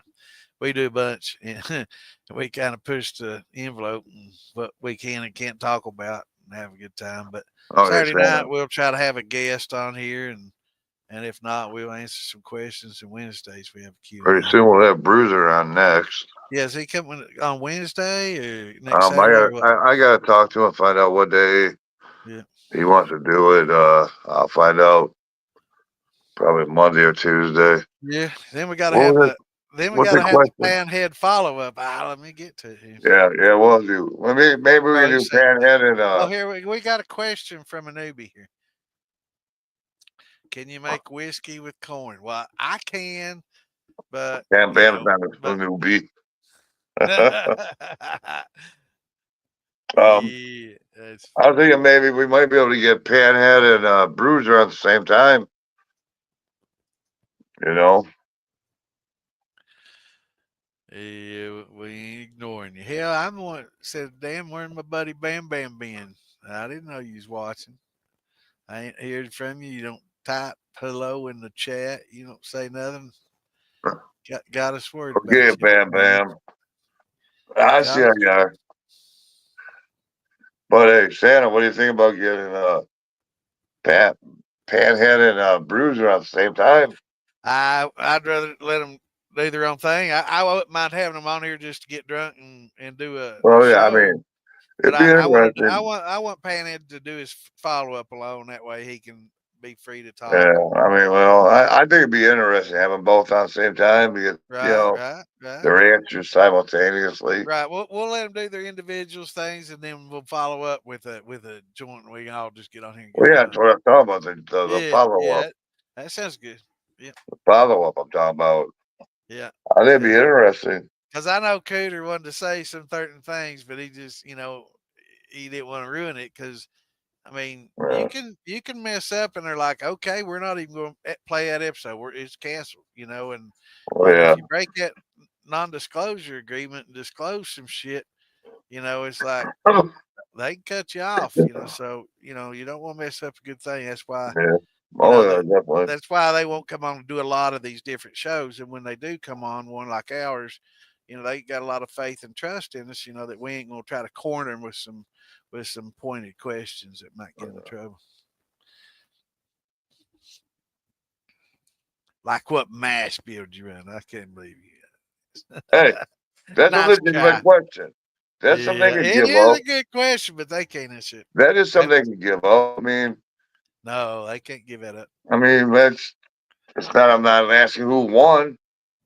No, but it's still something they can't talk about because it's something that It's a Um, mystery for the show, and they're a bit funny about back when we that. were at Morgan's Moonshine, we asked one of the guys that we interviewed, and he gave it up. Can't remember Yeah, who it was. I don't remember it. It wasn't Brad Battle. It was. I don't fucking remember. Vince, Maybe. John Vince. It might have been Vince. Maybe. I don't remember. It Some of wasn't them days Jason are or over. Mama B. I can't remember. It's been a while. Some of them be. I don't know. I'm glad them What days are Jason Mama over. B? I can't remember. Yeah, Some days are over. I don't care. It's bad. yeah. It's been a good time on the shows.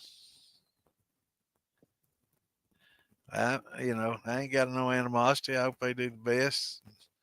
Want them I'm to just do good. saying. I'm glad we moved down to our stuff. Yeah, We yeah, weren't whining. yeah. Only certain times. Yeah.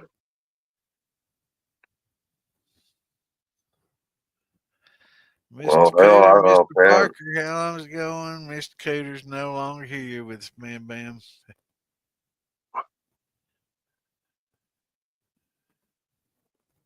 I can't read them fucking words. He's not able to talk. He's laying and got his phone on his back like a monkey, and he ain't able to see the chat and talk much. So, Sam, Bam, Bam. Feel for you, brother. yeah, I wish you felt better, brother. I know what he's feeling. I know how he feels.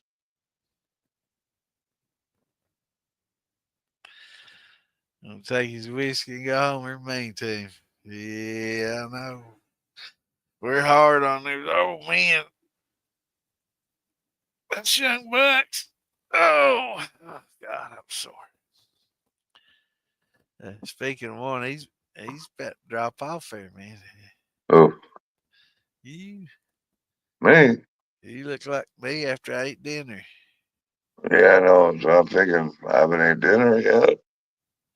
Shit, I ate dinner, man. I'm taking a shit and a nap. That's for sure. I can't help it, man. I sleep. Oh man, it makes me so damn tired. I'll take me a little short nap and I'm good to go. I'll be up to about 4 or 5 in the morning at least.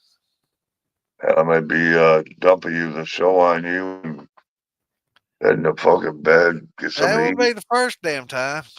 Yeah, it won't be the last either, goddamn her. I know you ain't getting no younger. No, no. I didn't get no sleep last night. It's what sucks. You know what time I went to bed today? You, it doesn't surprise me. About 11 a.m. When I talked to you. That's right. I was getting ready to go to bed. I slept from 11 to That doesn't about surprise me 3. a Got up bit. and took a leak, and then went back to sleep. Woke up about 5. And ate me a That couple of doesn't surprise me a cheeseburgers. bit. Yep.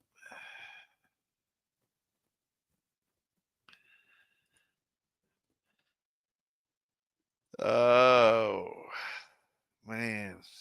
Well, when I run my still, I gotta, taste every jar that comes out. Yeah, man. It's easy to get hammered when you're drinking that 140 to 60 proof coming off the tap, ain't it? Yes, sir. You think I'd learn after doing 1 or 2 shots? Oh no, you gotta do 3 or 4. Oh yeah. Make sure Just it to make hasn't changed. sure. Yeah, gotta make sure. That's right. uh, so he's got his air conditioner cranked down low, ceiling fan going, and the bed spread over the chilling. Fuck, I got the heat going and Man, everything. were you in Florida? I You got must the be heat down in going and Florida. everything out here. Are you down in Florida right now, baby man? He's in Alabama. Alabama, that's right, Alabama. Yeah. Yeah, you got to sippy sip, do that quality control for sure. Oh yeah, I'm glad I Absolutely. did because it come out pretty damn good. I'm a little worried at first when I put that honey up there. Yeah. The honey coming out of one of them jars and ground corn. or frozen And it corn. made it a little hot, huh? Oh, it didn't come up pretty damn good. Not so hot if you drink a few. I guess it's the 150 proof that made it off.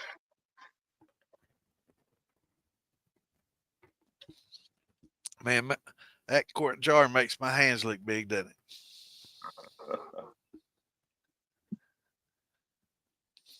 Yeah, I'm gonna put a lot. I'm gonna put all this on that in that jug. Age. That's when Roll put away. Tide, baby.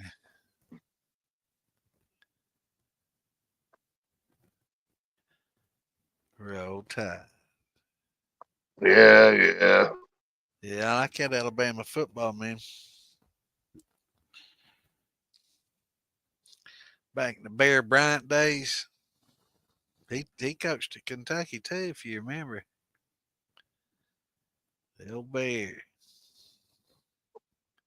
In the running game at Alabama, man, he's ground and pound, baby. Keep it on the ground and pound it. You can control it the games that way.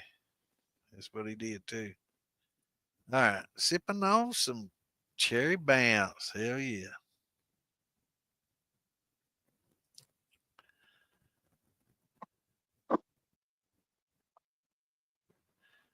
I know, brother.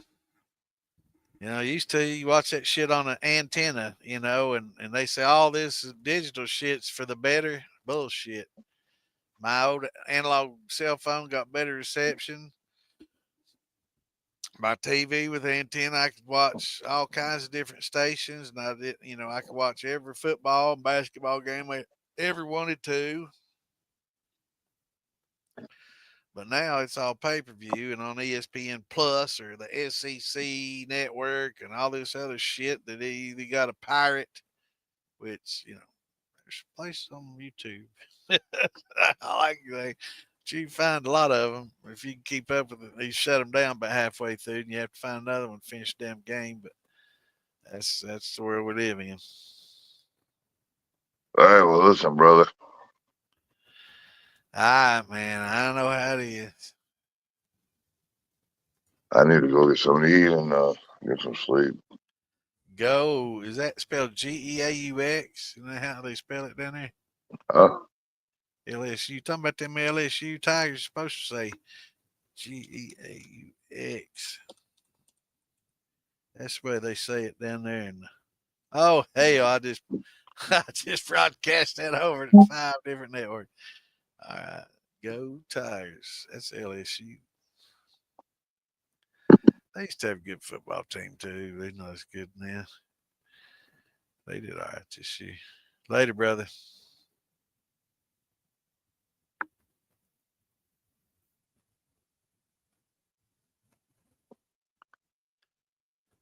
Am I there? He's still in here. All right. I'm gonna take off, brother. All right, man. We'll catch you in the morning. Yeah. Don't call me too early. I'm waking your ass up before I go to bed. I'm gonna call you about Uh, 4 or about 6. Just make sure. yeah. I figure you'll do that. Yeah, All you right, know. brother. I'll wait for your call. All right, later, brother. All right. Later, y'all. Good night. Good night.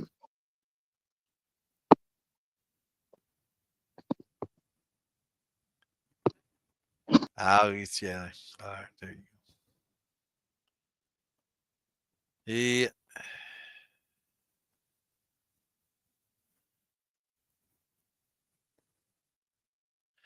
Corn dog tigers. All right.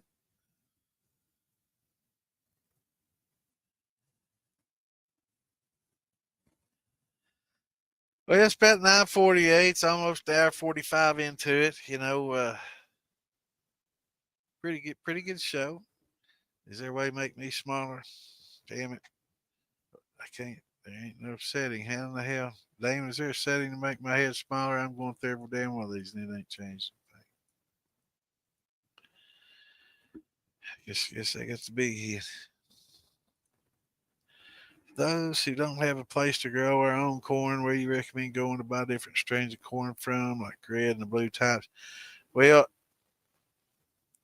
it getting corn, like a good yellow dent number two. I like to buy it whole kernel instead of like cracked corn or sweet feed or a lot of those.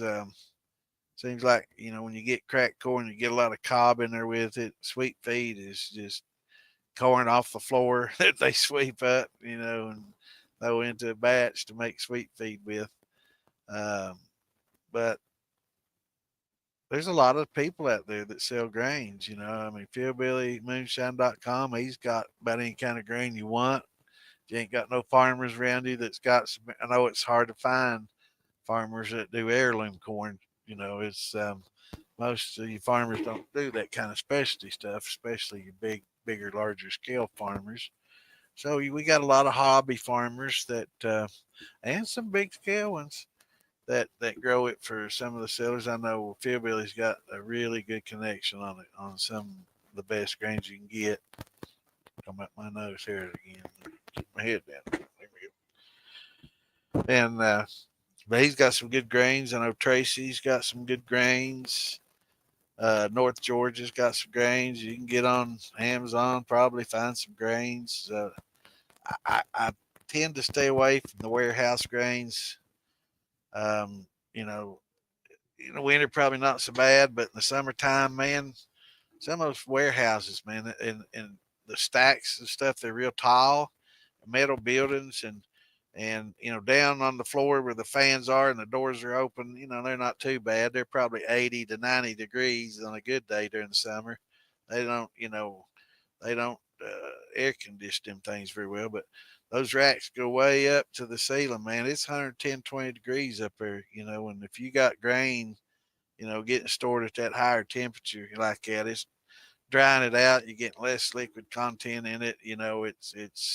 It damages it, makes it age quicker. It's not as good. But you know, I like to get the thing about Scott when you get uh, cracked corn, you really need to use it quick because when it's already cracked, if you know that it's a place like Tractor Supply or somebody that has good turnover, you don't have to worry so much. But if it's someplace that has a little bit slower, like maybe some of your southern states, it might not be as busy, or hardware stores are trying to,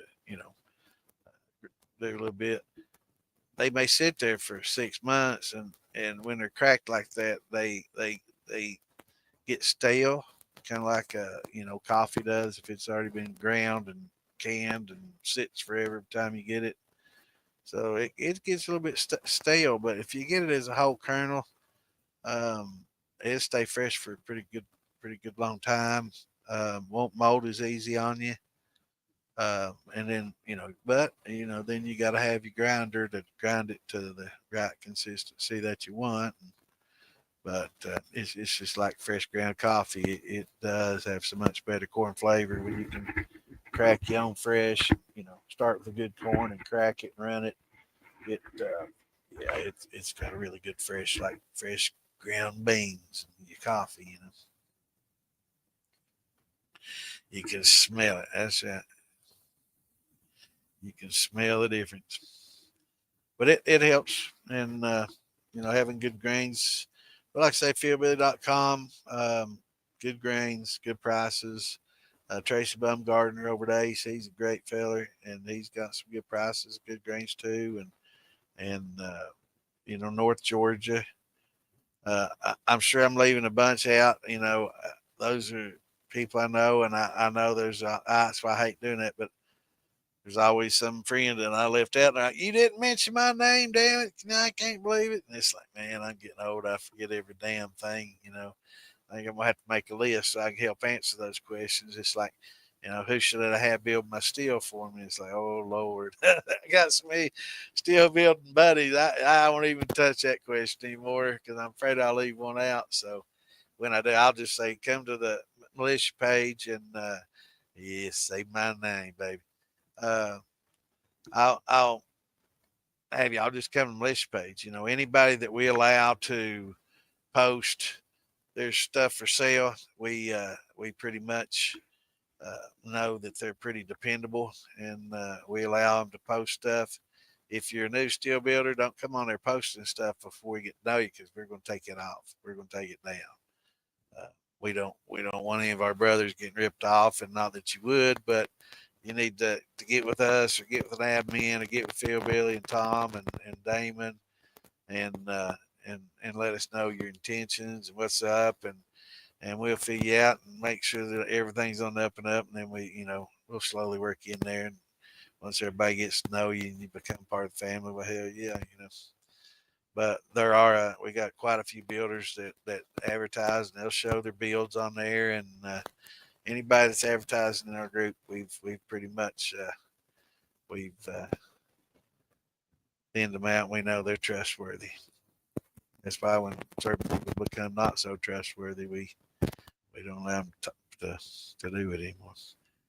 Yeah, he's got high temp amylase, and he's got a lot. He does some builds. He's got a lot of steel parts and good deals. He does some good deals. It's the margins. He's not out to get rich and make a million bucks. He likes helping people out, supplying people. Hell, Wes on here last night telling people he'd do the damn labor for free if you just pay for the parts and stuff, and that's where a lot of people are. So, yeah, we try to help people any way we can.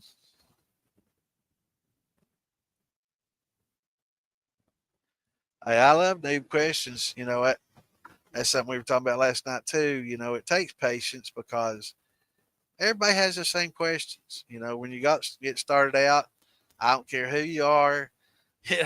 If you don't have experience when you first get started, you're going to have the same damn questions everybody else does. How do I cook my corn? How to convert my grain? I hear, different temperatures. What temperatures do I do amylase at? What about this amylase? Well, is it powdered or alpha, high temp, liquid, or, and explaining all that to them. Some people come in and they ask these questions and you answer it for them, and they start getting a little good at making it, and then somebody else comes in and asks questions, and all of a sudden they're like, well, that's the dumbest damn question I ever heard. Really? Because let me go back here. This is the same damn question you asked just 6 months ago, clown. You're out. We don't allow that shit. So no question's a dumb question. Most questions have been asked and answered a million times, and people get tired of answering them. But the more we answer them, the more other people are going to be able to answer them. And sometimes it's just an opinion, sometimes it's fact, but we'll try to give you the best opinion and the best, the straight up facts as we can, and and help out. That's what we're all about, is become part of the brotherhood, and helping each other out, and promoting the craft, and and the reach. We want to have people all over. We want to help people all over, and make it safe. A lot of people's biggest concern is, am I going to die drinking this? Because they're like, damn, it's the first time. Is it going to be okay to drink this? It smelled like shit. That mask was smell like vomit. Is this going to be all right to drink? Yeah, what's this white shit on here? Is this safe? So, we can help make people feel better, and yeah, that's a good grinder. Hell, did y'all see the fella? Y'all need to be on the Moonshine Militia page if you ain't. There was a guy on there that I think his name's Freddie. Can't remember his last name. Fred. But he got a little ice shaver, and he was using it on his apples. Man, that thing chewed up apples faster and better than anything I ever seen. And they're not real expensive. If you ain't seen it yet, jump on the militia and scroll through there and find that video, because it's awesome, man. He put them fucking apples in there and then push that down. Man, it chums through those like, I mean, hell, that'd make a good little chummer too. Now, I say it, that might be good on the side of your damn boat, just chumming, make you a chum bucket. But yeah, man, he was chumming them apples up pretty good.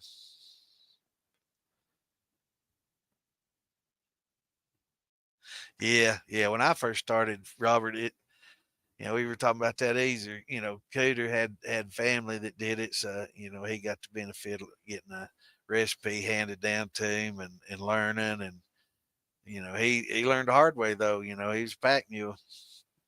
Um, I learned by mistakes. I didn't have people helping me like that. I had Foxfire book, a recipe, pressure cooker still, and pretty much cornmeal, sugar, and water with bread yeast. And we was young, 13 years old, packing that shit on our backpacks and on our motorcycles, putting a 10-pound bag of sugar on your damn gas tank, and you know cornmeal in your backpack, and headed up in the mountains. But yeah, that's when I started actually doing a lot of wines and stuff. Once I started getting on the news groups and distiller.org back in the days, and distilling.com, and a lot of these old sites that been around a long time. But a lot of those sites got some of the worst damn information you could ever dream of. There's a lot of misinformation. So uh, we try to dispel a lot of myths and help people any way we can.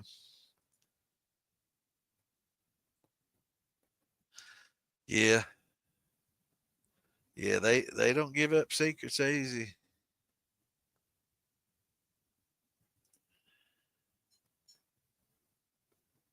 Yep.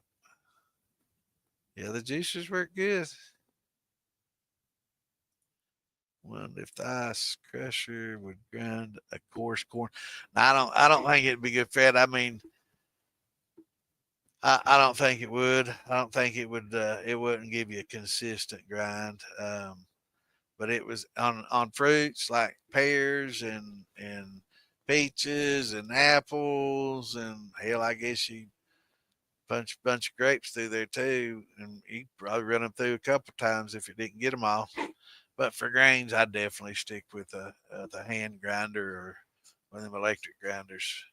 I used to use food processors, choppers, blenders. I'd go to Goodwill and secondhand stores and get them cheap. And after I was forced to, after I ruined a few at the house, I was forbidden from using any more food processors and blenders because I tore the shit out of them, especially that damn wheat. Get them. But yeah, it's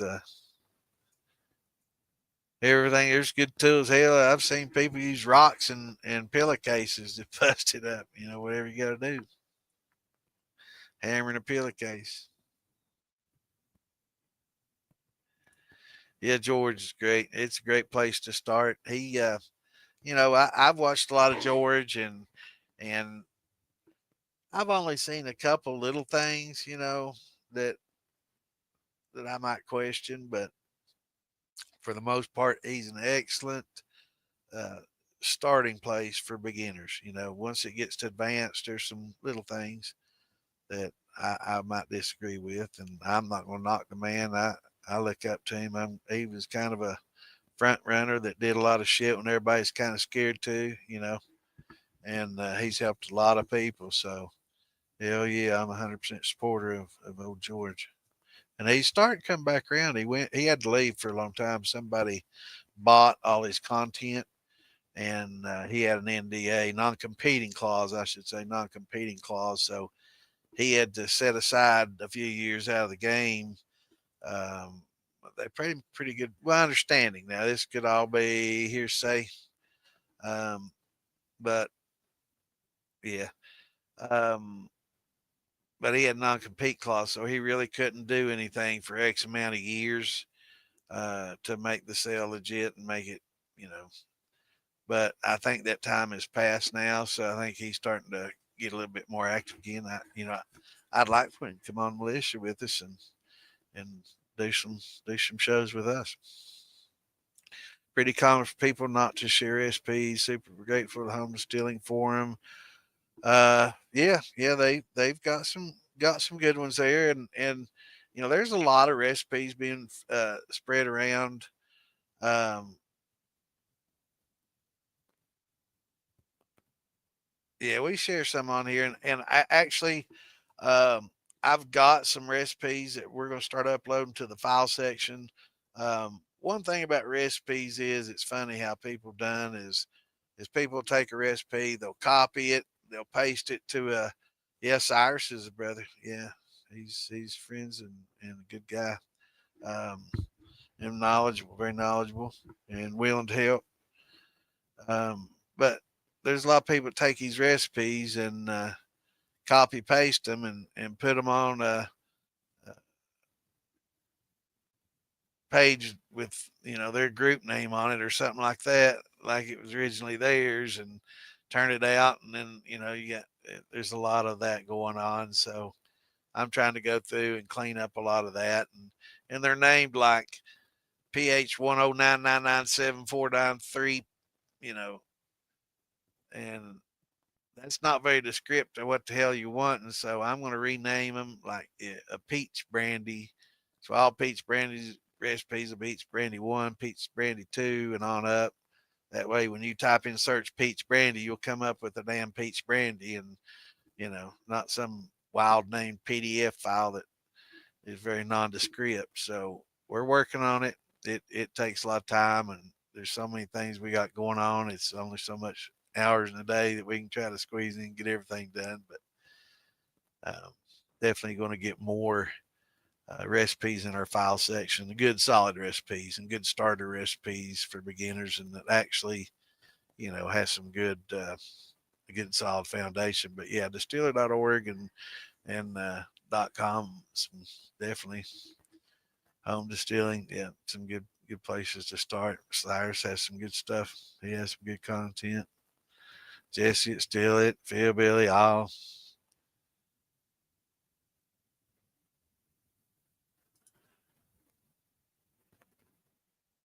Yep.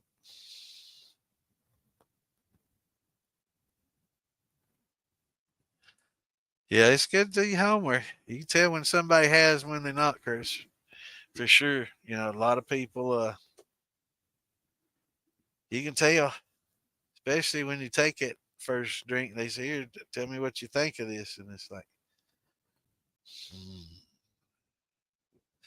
we're gonna have to have a heads, talk about your cuts. He's a little on the headsy side. Sometimes people don't want to hear that. They don't want you to be honest. They want you to lie and tell them how wonderful it is. Don't ask me. I'll be honest.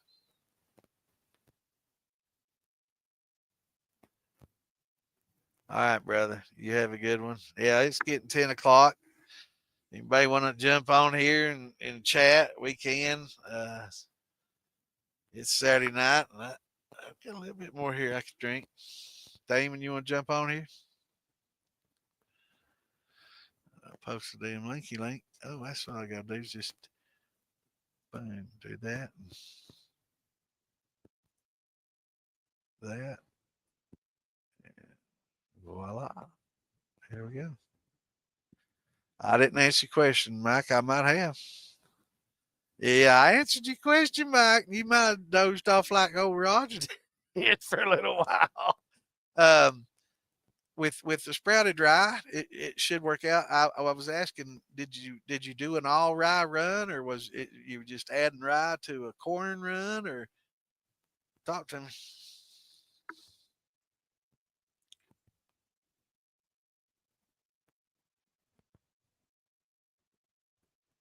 And when you say I added it to my mash, I'm assuming that you had some corn mash or something else working. All right, add it to the corn. Now you add it right when you was mashed in, while you gelatinized your corn already, and got it converted, or were you depending on your malted dry for your diastatic? Did you have any barley in it or amylase? Because all these questions, they'll help make a difference. But yeah, after okay. Um, Probably best just to add that along with it. Cook your corn, gelatinize it, get it good and gelatinized. Then if you got high temp alpha, pour that on it and let it cool. When it gets down to 100, 45, 55, you can start throwing some barley in there and run that and stir that up and let it rest. And then, I think wheat and barley and rye, you can add all that pretty much at about the same time, between 135 and 55. And those malted grains, will help uh, bring in, you don't have to have that liquid high temp alpha, but it makes things so much easier to work with. It thins it out good for you. So, once that gets thinned out, you can throw in them malted grains, and then, they've got some alpha, so it helps thin it out even more. And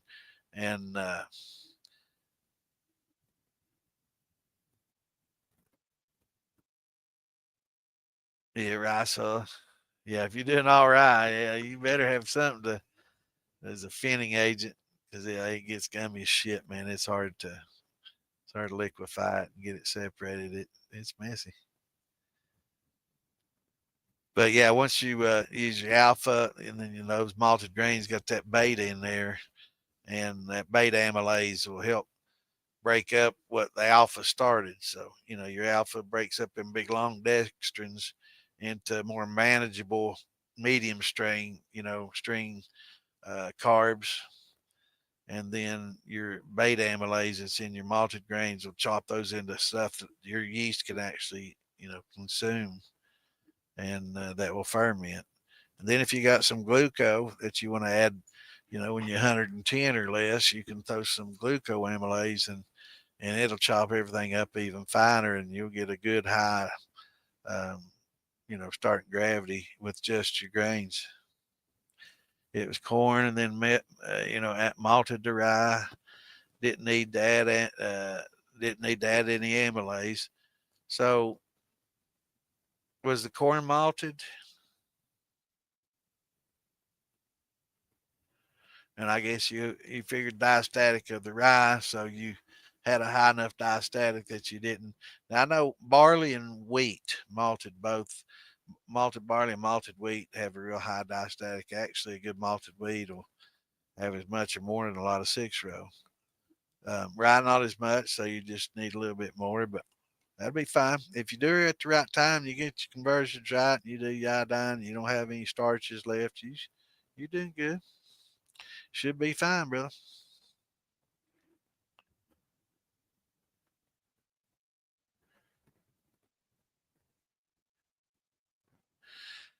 Yeah, family like that. And then you got some family, who was it was talking? He's making shine and taking it to the family gatherings, and everybody's like, "Oh yeah, this good, this good, this good," and start out at 180. That's good. That's high proof though. I'd try to you run the column. I'd try to get her a little lower to get a little bit more flavor in. It ain't know about the proof, but anyway, he take liquor every Christmas. Oh yeah, it's good. We like you. We like you shine. It's good and stuff. Then he went one Christmas and he didn't have any of it. Well, we got this from last year and this from year before. It hadn't been touched, and truth came out they didn't really like it as much. They'd just been blowing smoke up his ass for years. So I guess he finally came around to making a little better. I ain't gonna say who it was. He's a friend. Oklahoma. Yeah, family can be brutally honest. They're good about that or bad about that, depending on how you look at it. But Mike, you and Melissa jump in there, man. We can talk about it. I can show you some charts, and we can pull out some diastatic converters and tell us, how much you got, and what kind of ride it is, and what kind of diastatic you're going to get out of it, and if you need to, add a little amylase or some little, some other things like a little malted wheat or barley. But yeah, I like all grain. That's definitely the way to go. The less sugar you have to add, the better.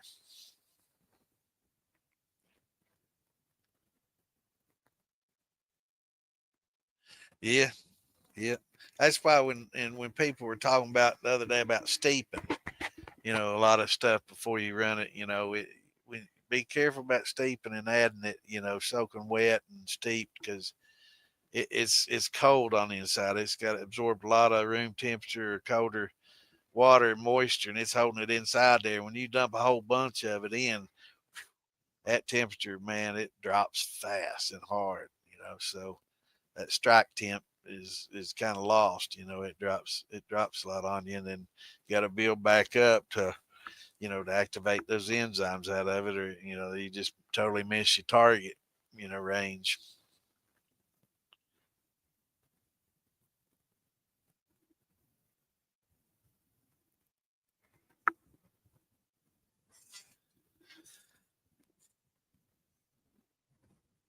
But it's getting a little slower.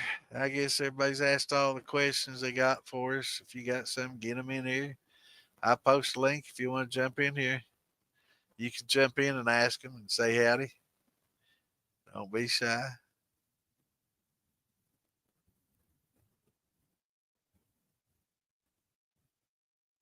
Yeah, you gotta watch your temp drop, especially like if you're using those powdered amylases and stuff. I know you said you wasn't using no amylases because you're using malt, but sometimes when you depend on them powdered, amylases, they're really, yeah, they're really critical on the temp that you add them. It's a very small picture at high temp. 190, 185, 190, all the way down to 155. Whereas you get that powdered amylase, it's right there out at a number. 155, 60, and you really can't push it. Or once it gets a little less, it doesn't activate too much. It activates, but it starts denaturing at a higher temperature. But it works harder for a short period, but then it kills it off. So you want just that perfect, and it's hard to work with. It's a challenge. But I love that liquid high temp. Man, it's so much easier to use. I don't even fool with that powder anymore. I try to use a little bit of it each time I don't want to throw it away. So I use a little bit less of that liquid high temp, make it manageable.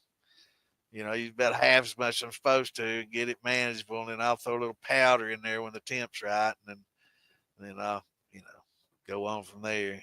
But I'm too damn cheap, just throw it away.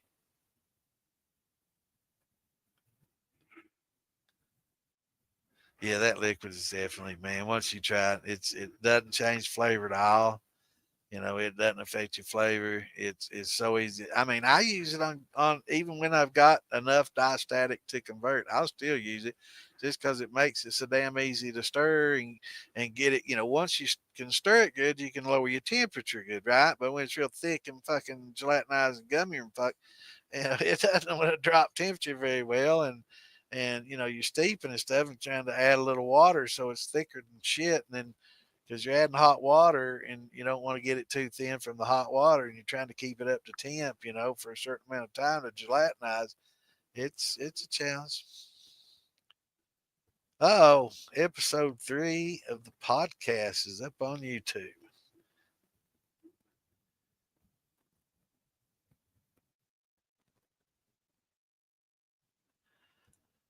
Oh, wow. Eliza's mom. How big a penis does it take to satisfy you? Well, I'm bad saying I ain't Philbilly. So it takes a lot bigger one to satisfy Philbilly. Me, I'm happy them little ones. You're welcome, Mike. I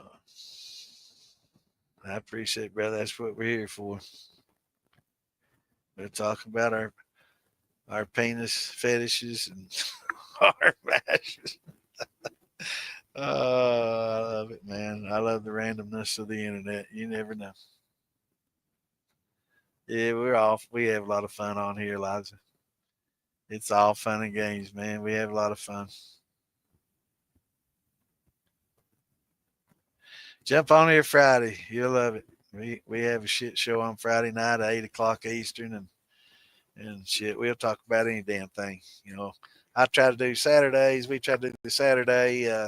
We have guests like tonight. We had Panhead on, and before I go, I'm gonna do that little video again in a tribute for my buddy and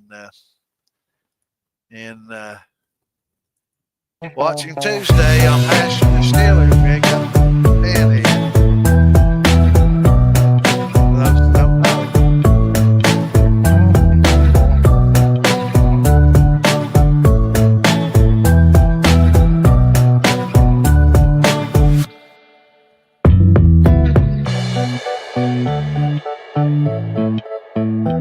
He's hammered right there.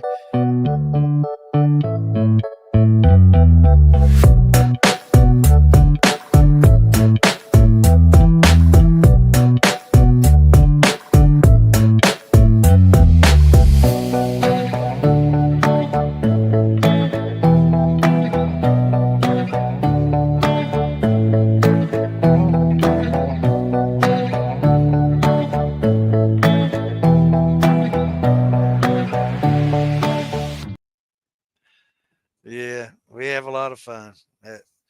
Come to these festivals and join in with us, share your shine, and have a good time. And we encourage everybody to join the militia and get active and come have a good time at the festivals with us and become one of the crew. We welcome everybody.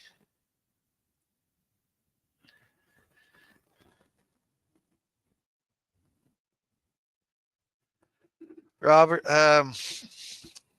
there's a subsequent post about that. After he posted that, I'll say what I can, and we're trying to get past it, and we don't want to keep beating that dead horse like they say. But I will say Phil Billy is a very tolerant, great guy. I mean, we've had people come on here and bash him and trash him and try to beat him down, and he's just like whatever. He'll try to straighten it out, and then hell, he won't even kick you out of the group. You can call him everything but a milk cow, and he don't give a shit. I try to be the same way. I'm probably not as tolerant as he is. I tend to get a little abrasive, I'm told.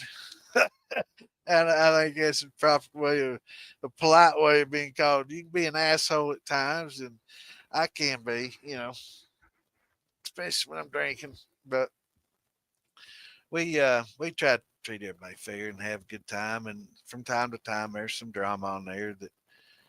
And like we said, last night, it's hard to put a bunch of headstrong hillbillies and rednecks and people from every walk of life. We all like to do the same thing. We like to drink, have a good time, and party. And there's always going to be some different opinions, and they're like assholes. Everybody's got one and wants to show theirs, and that we do. And sometimes we show our ass too much, get drunk, say stupid shit, and have to delete our posts and get people riled up and say shit we regret and do things like that. We're all human, you know. But we all try to have a good time. And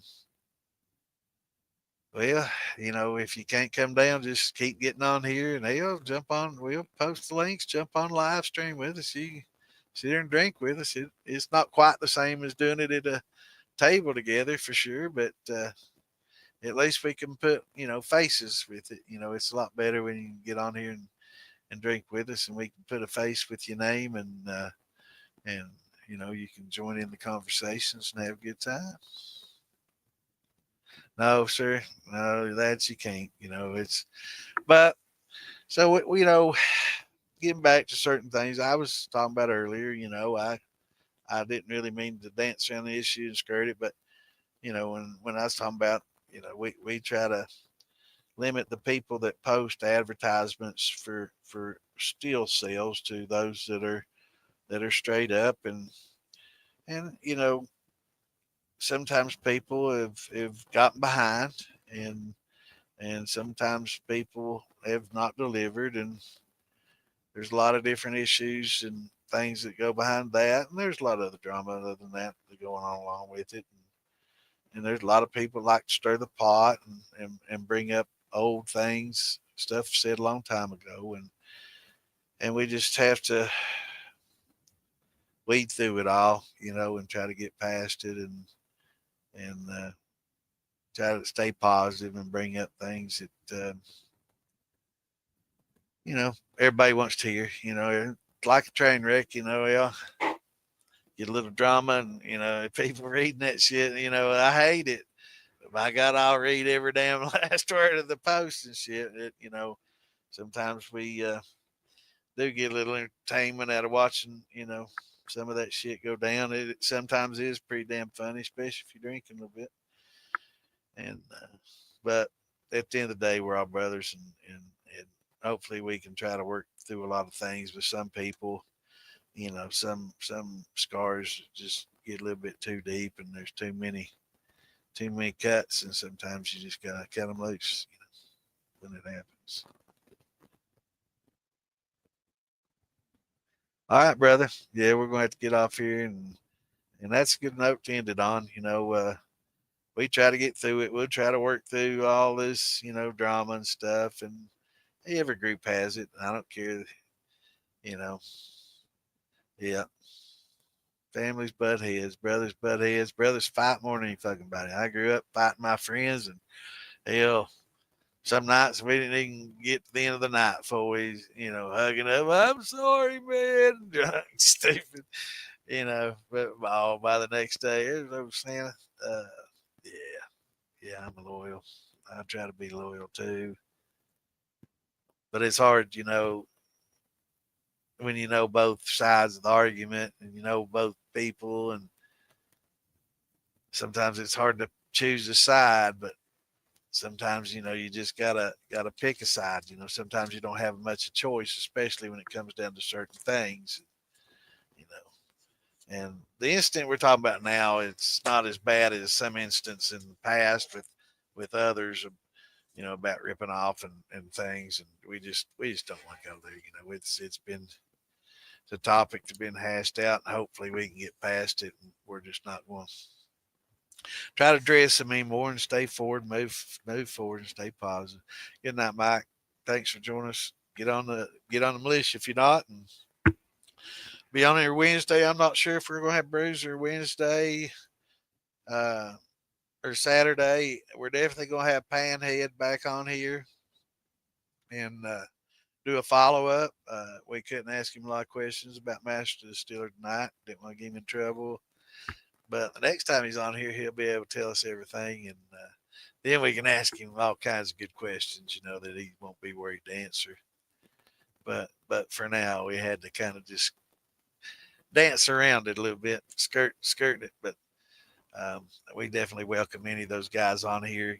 They're taking a chance being on here with us. They come on here with us because they know we're militia. We've done quite a few master distillers up to this point. So we're sensitive about that. We're not going to ask them questions that they can't answer, um, and and and not give them any pointed questions. Kind of give them free reign to say what they need to say and let them get their word out there to everybody. And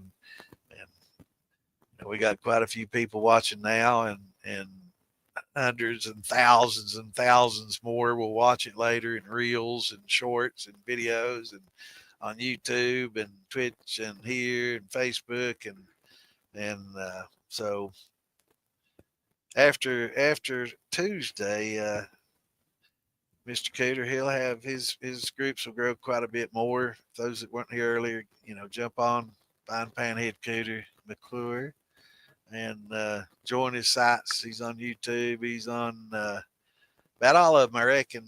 Instagram. I know he's on Facebook, so join and like his stuff on Facebook and YouTube, and look for more because, like I said, there may be some distilleries in his future and a lot of big things going on for Cooter. So we definitely want the best for that man. He's a good guy, salt and earth, friend of the family. He's a real good guy and a fun guy to be with, and party with, hang with.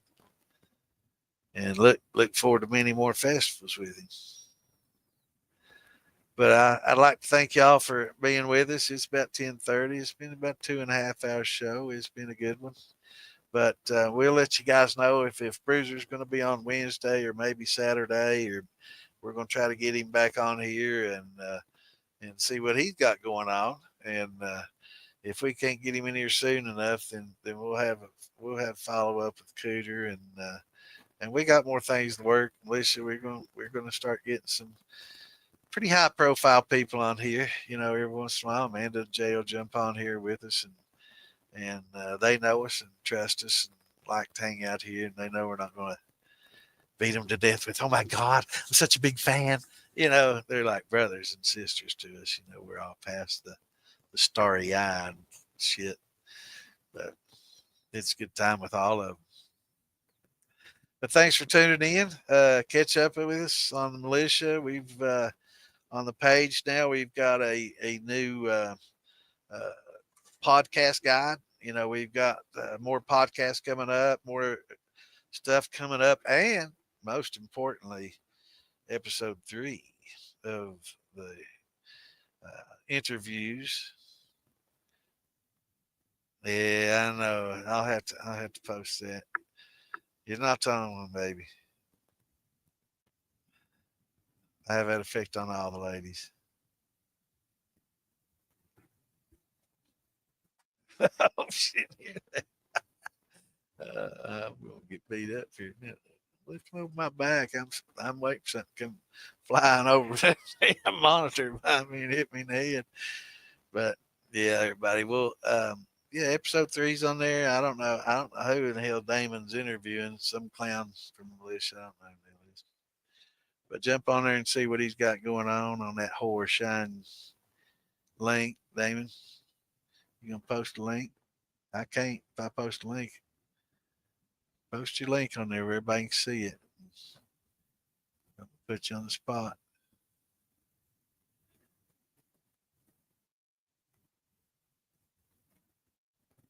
Damon.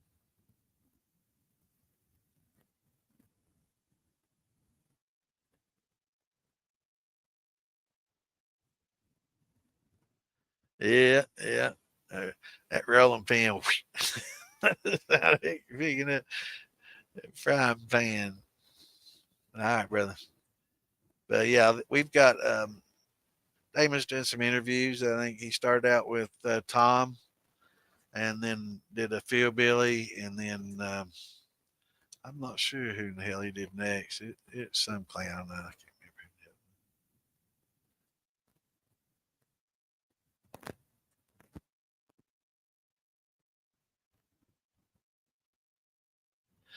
Another thing, I ain't seen no Jason and Mama B on here in a minute. We're gonna have to find out what they've been up to. They're both on Master Steelers. They used to jump on here all the time with us. I'm not quite sure what they got going on, but I talked to Mama B not too long ago, and they got a lot going on, and but hopefully we can get them jump in with us from time to time. But they got they got a big family. They got a lot of shit going on in their life, and maybe some stuff they can't talk about. So maybe that's why they ain't getting on here. They're afraid they're gonna say something that they can't. So, but there's the link. Let's see. I was trying to copy it, but that's on the Moonshine Militia YouTube, right? So join the Moonshine Militia on YouTube and like and subscribe. So that helps us out.